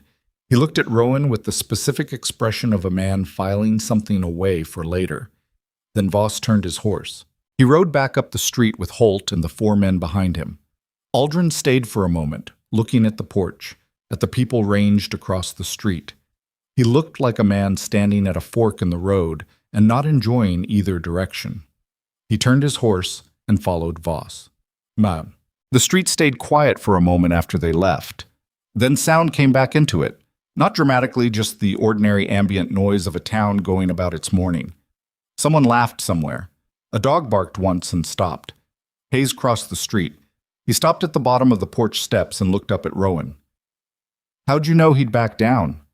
"I didn't," she said. He absorbed that. "But you stepped out anyway." Someone had to step out first. She looked at the place where the riders had been, now just street and snow and the tracks they'd left. "I just happened to be the one with the most to lose." Pruitt came over, Clara Dunmore, the blacksmith's assistant, whose name she still hadn't gotten, and who turned out, when she finally asked, to be called Owen. 19 years old, the youngest son of the woman who ran the post office. He seemed faintly stunned by the whole thing, which she understood. Ashcroft had gone back inside quietly, in the way he did most things. She found him at the bar when she came back in, and this time he had something other than coffee. She sat down beside him. "He'll be back," she said. "Yes." He didn't try to tell her otherwise, but not the same way, and not without knowing that Crane's office has the telegraph. She thought about the 5 or 6 days it would take for Crane to send someone. She thought about Voss in the time between now and then, about what a man with his resources and his anger and his sense of having been publicly wrong could manage in 5 or 6 days. "We need more," she said, "more than what I can describe from memory. The ledger itself, or something like it, something physical." Ashcroft looked at her. He was quiet for a moment, then he said, "There might be someone who can help with that." She looked at him. "Mrs. Alcott," he said. She thought about Mrs. Alcott folding linen with her eyes down, about the specific quality of her careful, efficient absence during every difficult moment in that house, about the fact that she had been at Black Ridge Ranch longer than almost anyone. "She won't put herself at risk," Rowan said. "Maybe not." He turned his glass. "But she's been watching this operation for years, and she knows where everything is kept." Rowan was quiet. She thought about the woman's hands, very precise on the corners of a sheet. "She'd have to choose to," she said. "I'm not going to ask her." "No," Ashcroft agreed. "But someone could let her know there's a way out if she wants it." She looked at him. He looked back at her with that same steady, unhurried attention. "You," she said. "I need a reason to ride back up that road," he said. "I could tell Voss I want to buy back one of the horses I sold him last month. He'd believe it. He thinks I'm neutral." "Are you?" "Not anymore." He said it simply, without drama. "Haven't been for a while, if I'm honest." She looked at her hands on the bar. She thought about what it cost to say a thing like that, and what it cost not to. "All right," she said, "but you come back before dark." He looked at her, and for just a moment something in his expression moved towards something less guarded. "Yes, ma'am," he said, and stood up. She watched him go. The door swung shut. Through the window, she could see him cross the street to the stable. Bet came and refilled her coffee without being asked. "He's a good man," Bet said. "I know," Rowan said. She sat and drank the coffee and watched the street through the window, and she thought about what came next, and she waited. Ashcroft came back before dark, as she'd asked. She heard his horse in the alley behind the Copper Nail at 4:30, when the light was already going orange and thin against the mountains. She'd been in the kitchen, not cooking anything in particular, just keeping her hands busy with the inventory she'd offered to do for Emmett because standing still made her feel like she was going to crawl out of her skin. She heard the horse, set down the pencil, and went to the back door. He came in stamping snow off his boots. His face reddened from the cold, and his expression carrying something she'd learned to read over the past few days. That compressed, careful look of a man who had information and was deciding how to arrange it before he spoke. He sat down at the kitchen table. She put coffee in front of him. She sat across from him and waited. "Mrs. Alcott is gone," he said. She stared at him. "Gone where?" "She left the ranch this afternoon, about 2 hours before I got there." He wrapped his hands around the cup. "One of the younger hands told me, kid named Russell, nervous as a cat, but he talked. Said she packed a bag and walked out the front gate while Voss was in his office and Holt was in the north field." A pause. "She left something on the kitchen table." He reached inside his coat and put it on the table between them. It was folded paper. 4 sheets, she could see the edges. Not the original ledger. The pages were smaller and the hand was different from the careful printed columns she'd read in the ranch office. But it was Mrs. Alcott's hand, small and precise, and unmistakably the penmanship of someone who had spent years keeping house accounts. She opened it. The woman had written down everything she could remember, or everything she'd thought was worth recording. Names, dates, dollar amounts, workers, and the debts attributed to them. The structure of the charges. 2 instances she'd personally witnessed of Holt preventing workers from leaving the property. A note about the legal arrangement with Aldrin. Not specifics, but the observation that the sheriff had been to the ranch 17 times in 3 years and had never once questioned anything he was shown. At the bottom of the last page, in slightly different ink, as if she'd added it after, "I have stayed too long and done too little. I'm sorry for that. What I've written here is true." No signature. She hadn't signed it, but the handwriting was consistent across 4 pages. And the detail in it was the kind that could only come from someone who had been inside the operation. Rowan sat with it for a long time. Ashcroft drank his coffee. Neither of them spoke. She thought about Mrs. Alcott folding linen with her eyes down, about the years that had accumulated in those careful, avoidant hands, about what it cost to stay somewhere and tell yourself there was nothing you could do, and what it cost to finally decide that there was. She didn't know where the woman had gone, and she understood why she hadn't left a direction. "This is enough," she said finally. "Combined with your account?" "Yes." He nodded slowly. "Crane's investigator will have something concrete to work from." She refolded the pages carefully and held them. The reply from Marshal Crane's office came the following morning. Cobb, the telegraph operator, appeared at the Copper Nail's front door at 8 o'clock with the message written out in his neat, impersonal hand. Emmett read it first because he was standing nearest, and his expression as he read it was the closest thing to relief she'd seen on his face since this had started. He handed it to her. The message was brief and used the careful, non-committal language of official communications, but the meaning was clear.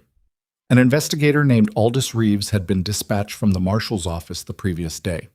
Expected arrival in 5 to 6 days, weather permitting.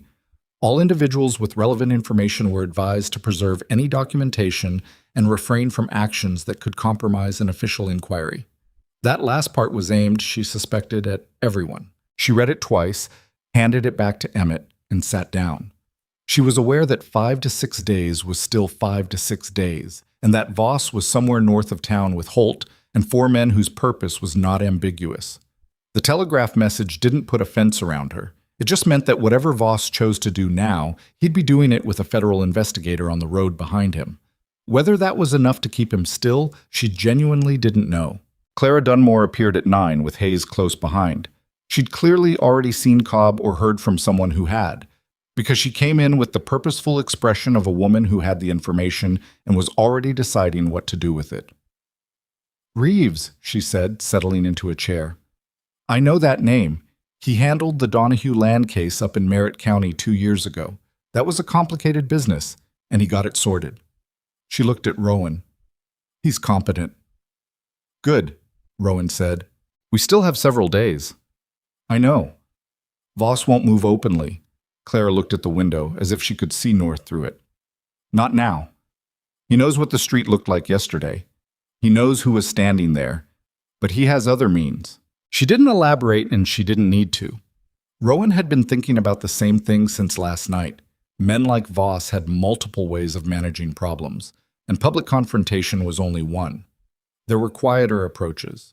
Pressure on the people who'd stood in the street, suggestions about whose credit was good and whose wasn't, the kind of accumulated social weight that a man with money and connections could apply almost invisibly to a small town over time. What do we do about that? Rowan asked. Claire was quiet for a moment.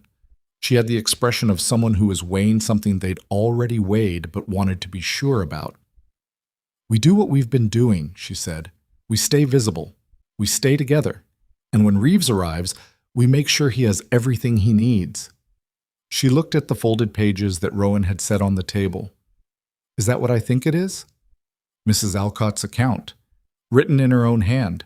Claire's expression shifted, something in it that was not quite surprise and not quite satisfaction, but somewhere in between. She finally did it, she said quietly. Not to Rowan, really, more to herself. Rowan looked at her. You knew her? I knew of her. She came to me once 2 years ago. Said she had concerns about the ranch. Said she wasn't sure what to do with them. Clara folded her hands on the table. I told her she could come back when she was ready. She never did. A pause. Until now, I suppose. Rowan thought about the timing of that. 2 years of waiting for the right moment, or the right person, or simply enough accumulated weight to make staying more impossible than leaving. She didn't know which it had been for Mrs. Alcott, and she wasn't sure it mattered. What mattered was the 4 pages on the table. The 5 days that followed were not the dramatic standoff she'd half expected and half dreaded.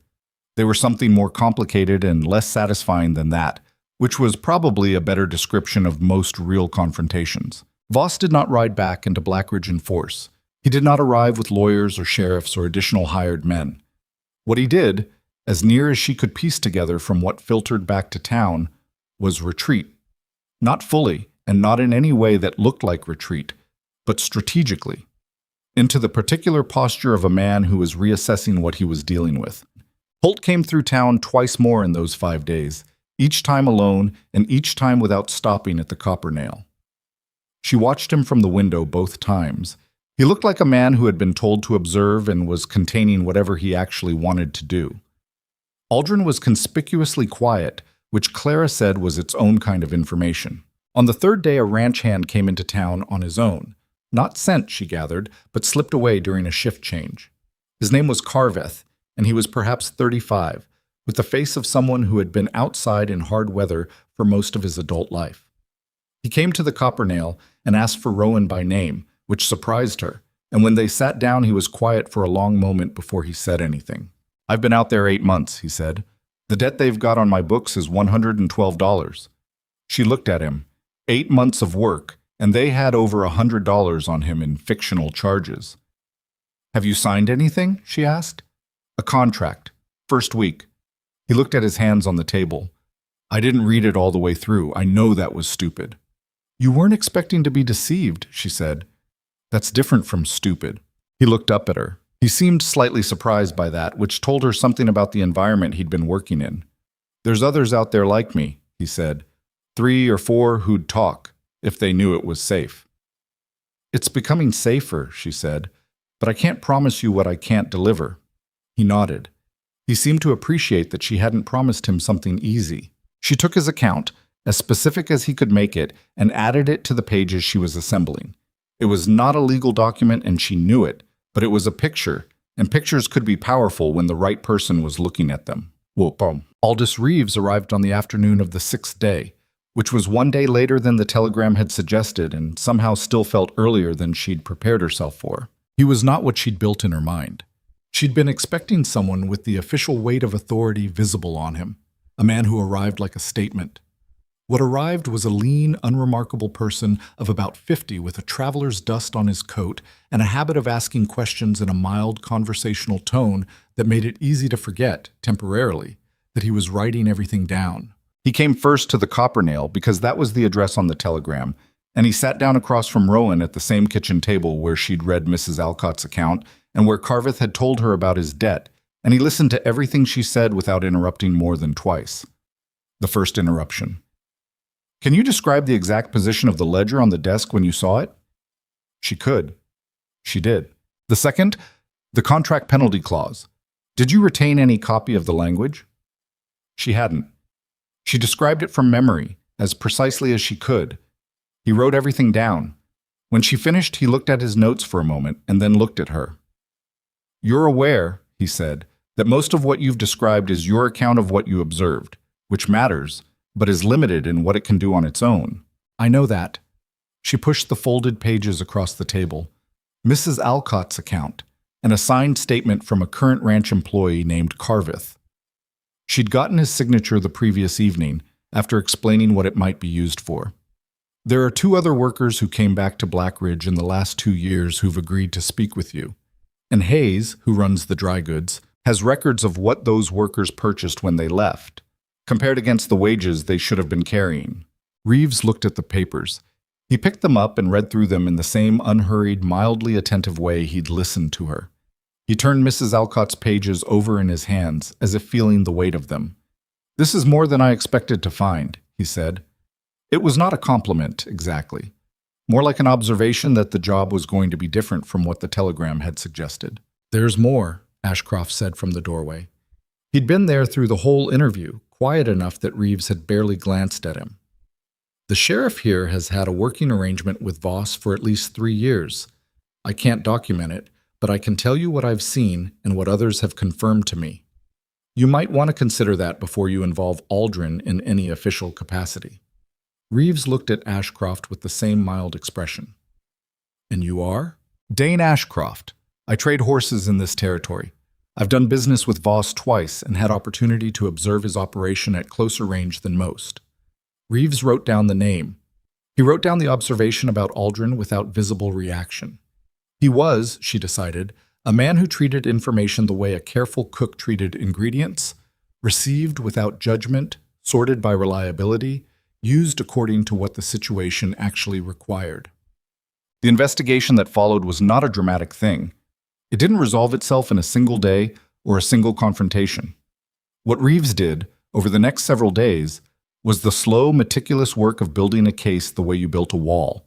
One piece at a time, checked for level, mortared in place before you moved to the next. He interviewed Carveth at length, and then the 2 former workers Hayes identified. He went to the ranch himself on the 3rd day, with a letter of federal authority that Voss apparently decided not to ignore, and he spent 4 hours in the ranch office examining documents that Voss could not refuse him access to without making things considerably worse for himself. She didn't know what he found in those 4 hours. He didn't tell her, and she didn't ask, because she understood that the inquiry was his to conduct, and she was a witness and a source, not a participant in what happened next. What came back to Black Ridge in pieces, through the following week, was the shape of it. The ledger was real and contained entries for 17 workers over 4 years. The contracts were real, and the penalty clauses in them were legally unenforceable under territorial labor statutes that Voss had apparently been betting nobody out here would know about.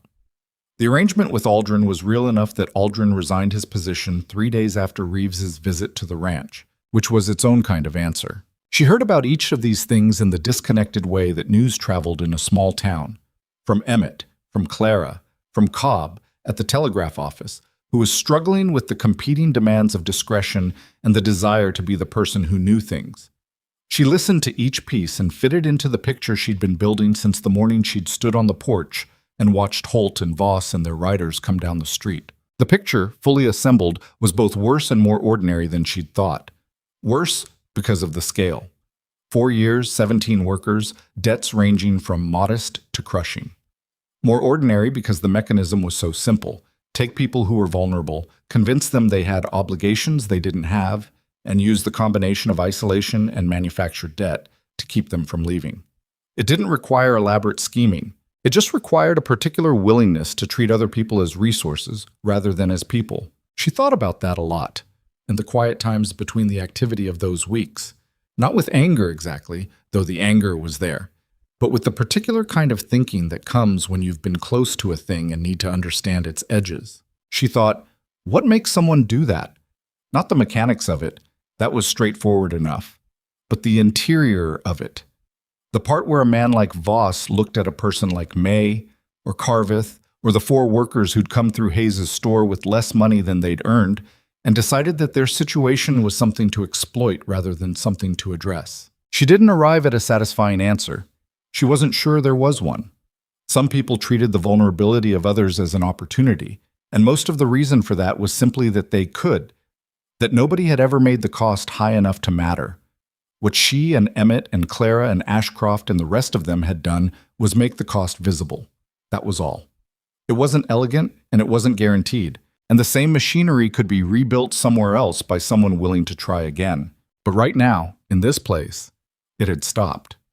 That was not nothing. Harlan Voss left the territory 6 weeks after Reeves's arrival, though it didn't happen in a single clean moment. His departure was the accumulated result of the formal inquiry, the accounts that had been taken, and the particular arithmetic of a man who had enough resources to see that fighting this would cost more than leaving it behind. He had a lawyer in the territorial capital, and the lawyer apparently told him the same thing his own calculation told him. The case against him was sufficient, and the most he could realistically achieve by staying was a worse outcome than the one that was already coming. Black Ridge Ranch was absorbed into a receivership process that Rowan did not fully understand and didn't try to, except in the parts that mattered to the workers. Carveth's debt was voided. The other workers' debts were voided. The ones who wanted to leave were free to go, and a few of them did. A few stayed on under different management because the land was good land and the work was the work they knew, and having the choice made all the difference. May came to town one afternoon in February, which surprised Rowan. She came alone, on horseback, which also surprised her. She hadn't known May could ride. She came into the Copper Nail and found Rowan in the kitchen, where Rowan had been since early October and expected to be for the foreseeable future. They sat at the kitchen table with tea, which was the table where most things of consequence had apparently been decided in Rowan's life for the past several months. May was quieter even than usual, but there was something different in the quality of her quiet. It wasn't the quiet of someone suppressing what they wanted to say. It was just the quiet of a person who was figuring out who she was going to be now that the particular pressure had lifted. "I wanted to say thank you," May said. Rowan shook her head. I know I don't have to." May looked at her steadily. She had steadier eyes than Rowan had given her credit for, back at the ranch. "I wanted to." Rowan held that. She wasn't good at receiving gratitude. It made her feel slightly off balance, as if the ground had shifted under her in a direction she hadn't planned for. She'd spent enough years being simply useful and moving on that being thanked for something that actually mattered felt different from the ordinary version of it. "What are you going to do?" she asked. "I don't know yet." May wrapped both hands around her cup. "That's strange, actually, that I cannot know, and it's fine." A pause. "I've been thinking about going to my sister's place in Hartwell. She's been asking me for years." "That sounds good." "It might be." May almost smiled, which was the most expression Rowan had seen on her face. "I might hate it, but I'll find out." After May left, Rowan sat at the table for a while. The fire was going, the kitchen was warm. Outside the window, February was doing what February did in this part of the territory, which was everything in its power to be as inhospitable as possible. The snow had come and gone and come again, and the road north was still not reliably passable, but the days were incrementally longer and she'd started noticing it. She thought about what May had said. "I don't know yet, and it's fine." She thought about herself, 11 weeks ago, stepping off a wagon with $4.30 and a bag that took 4 minutes to unpack. The person she'd been then, competent and careful, and so accustomed to managing on her own that the idea of asking for something had felt like a kind of defeat. She hadn't thought of herself as isolated, exactly. She'd thought of herself as practical. The difference between those two things had taken her a while to see. It was Ashcroft who helped her see it, though he hadn't intended to, and she wasn't going to tell him so. He was in the kitchen, which had become, without any formal announcement, a place he was often in the evenings now. And she'd been telling him about May's visit, and he was listening in the way he listened, which was without interruption and with the full weight of his attention. When she finished, he said, "She seemed all right. Better than all right, I think. Just figuring out what that means." He nodded. He turned his cup. "I've been thinking about the horse operation," he said, which was not a change of subject but felt like one for a moment. "Spring route. There's a good source about 3 days west of here, and the buyers I've been supplying are starting to push for consistent supply." He paused. "I've been working the routes alone, which is how I've always done it. But a person who could handle logistics, accounts, supplies, coordinating delivery times, would make it a different kind of operation." She looked at him. He was looking at the table, which she'd come to recognize as what he did when he was saying something that mattered and was less certain of the reception than he usually was. "Are you offering me a job?" she asked. "I'm noting that a position exists." He looked up. "Whether you're interested is a different question." She thought about it honestly, which was the only way she thought about things. The kitchen at the Copper Nail was hers, in the working sense, and Emmett had made it clear she was welcome as long as she wanted to stay. That was good, solid ground. She'd built something here that she recognized and trusted. And there was the other thing, which she was going to have to look at directly. Over the past weeks, she had learned things about Dane Ashcroft that she hadn't known in the first 2 weeks of watching him across a saloon. She knew he was steady without being rigid, and honest without being blunt about it, and that he made decisions in the same careful way she made them, which meant they often arrived at the same conclusion by different routes, and this produced a particular satisfaction that she hadn't felt with many people. She knew he would do difficult things when they were necessary and wouldn't dramatize them afterward. She knew he'd ridden into a blizzard because he'd paid attention when most people hadn't. She knew he'd told her he hadn't brought anyone to the cabin before, and said it simply, without making it mean more than it meant, and that the simplicity of it had meant more than any elaboration would have. She was not a person who fell into things. She was a person who decided. And she had been, without entirely acknowledging it, making this decision for a while. "I'd want to keep a connection to Emmett's kitchen," she said. "Help out through the busy season." "That's reasonable. And I'd want to understand the books before I agreed to manage them. I've seen what happens when you don't read things carefully before you sign them." The corner of his mouth moved. It was not quite a smile, but it was the shape of one. "I'd expect nothing less." She looked at him. He looked at her. It was the kind of look that two careful people exchange when they've both been paying attention for a long time and have decided to stop pretending they haven't. "All right," she said. "Tell me about the Western route." He did. She listened, asked 3 questions he wasn't expecting, and asked 2 more he was. They were still at the table when Bet came in to start setting up for the evening service, and Bet looked at the 2 of them and looked away with the particular expression of someone who has suspected something for a while and has now confirmed it and is not going to say anything about it. The formal inquiry into Black Ridge Ranch concluded in late March, when the territorial authorities issued findings that Rowan read through twice in Emmett's office, sitting at the desk with the pages spread out in front of her. She was not a legal expert, and some of the language was opaque to her, but the essential shape of it was clear: fraudulent debt practices, violation of territorial labor codes, abuse of employment authority. Voss's name appeared 17 times. Holtz appeared 9. Aldrin's appeared twice, which was fewer than she thought was accurate, but apparently enough for him to have already left the territory without leaving a forwarding address. There was no single dramatic moment of justice, which she'd understood intellectually, but still found she had to adjust to. There was no scene in a courtroom, no moment where the full weight of what had been done came down at once. What there was instead was the accumulated work of documents and testimony, and the kind of slow, imperfect legal process that ground along on its own schedule and arrived at outcomes that were partial and real and considerably better than nothing, Carveth wrote to her in April. A brief letter, 1 page, the handwriting of a man who didn't write often. He'd found work on a ranch in another county, good management, decent wages. He said he'd signed a new contract and read every word of it twice, which made her smile in a way she hadn't expected. She pinned the letter to the wall in the kitchen, which was not something she'd ever done with anything before, and Emmett pretended not to notice, and Bet noticed visibly and with approval. Bessay. Spring came to Black Ridge the way it always comes to places at altitude, not gently and not all at once, but in the particular argumentative way of a season that knows it has to displace something stubborn. The snow retreated from the main street first, then from the fields, then finally from the slopes of the mountains in slow diagonal lines that moved upward through April and into May. She rode out with Ashcroft for the first time in the second week of April to a homestead 20 miles west where he was negotiating the purchase of 6 horses. She went in the capacity of learning the business, which was accurate, and in the other capacity that they hadn't formally named but both understood, which was also accurate. They rode in the early morning when the air was still sharp and the light was the particular clear gold of early spring at elevation, And she was aware of being somewhere she hadn't expected to be 6 months ago. Not in a geographical sense, though, that too, but in the sense of what the place represented. She had come to Blackridge with nothing and no expectations beyond surviving the winter. She had expected to cook meals and save money and move on to wherever was next because that was the life she'd built.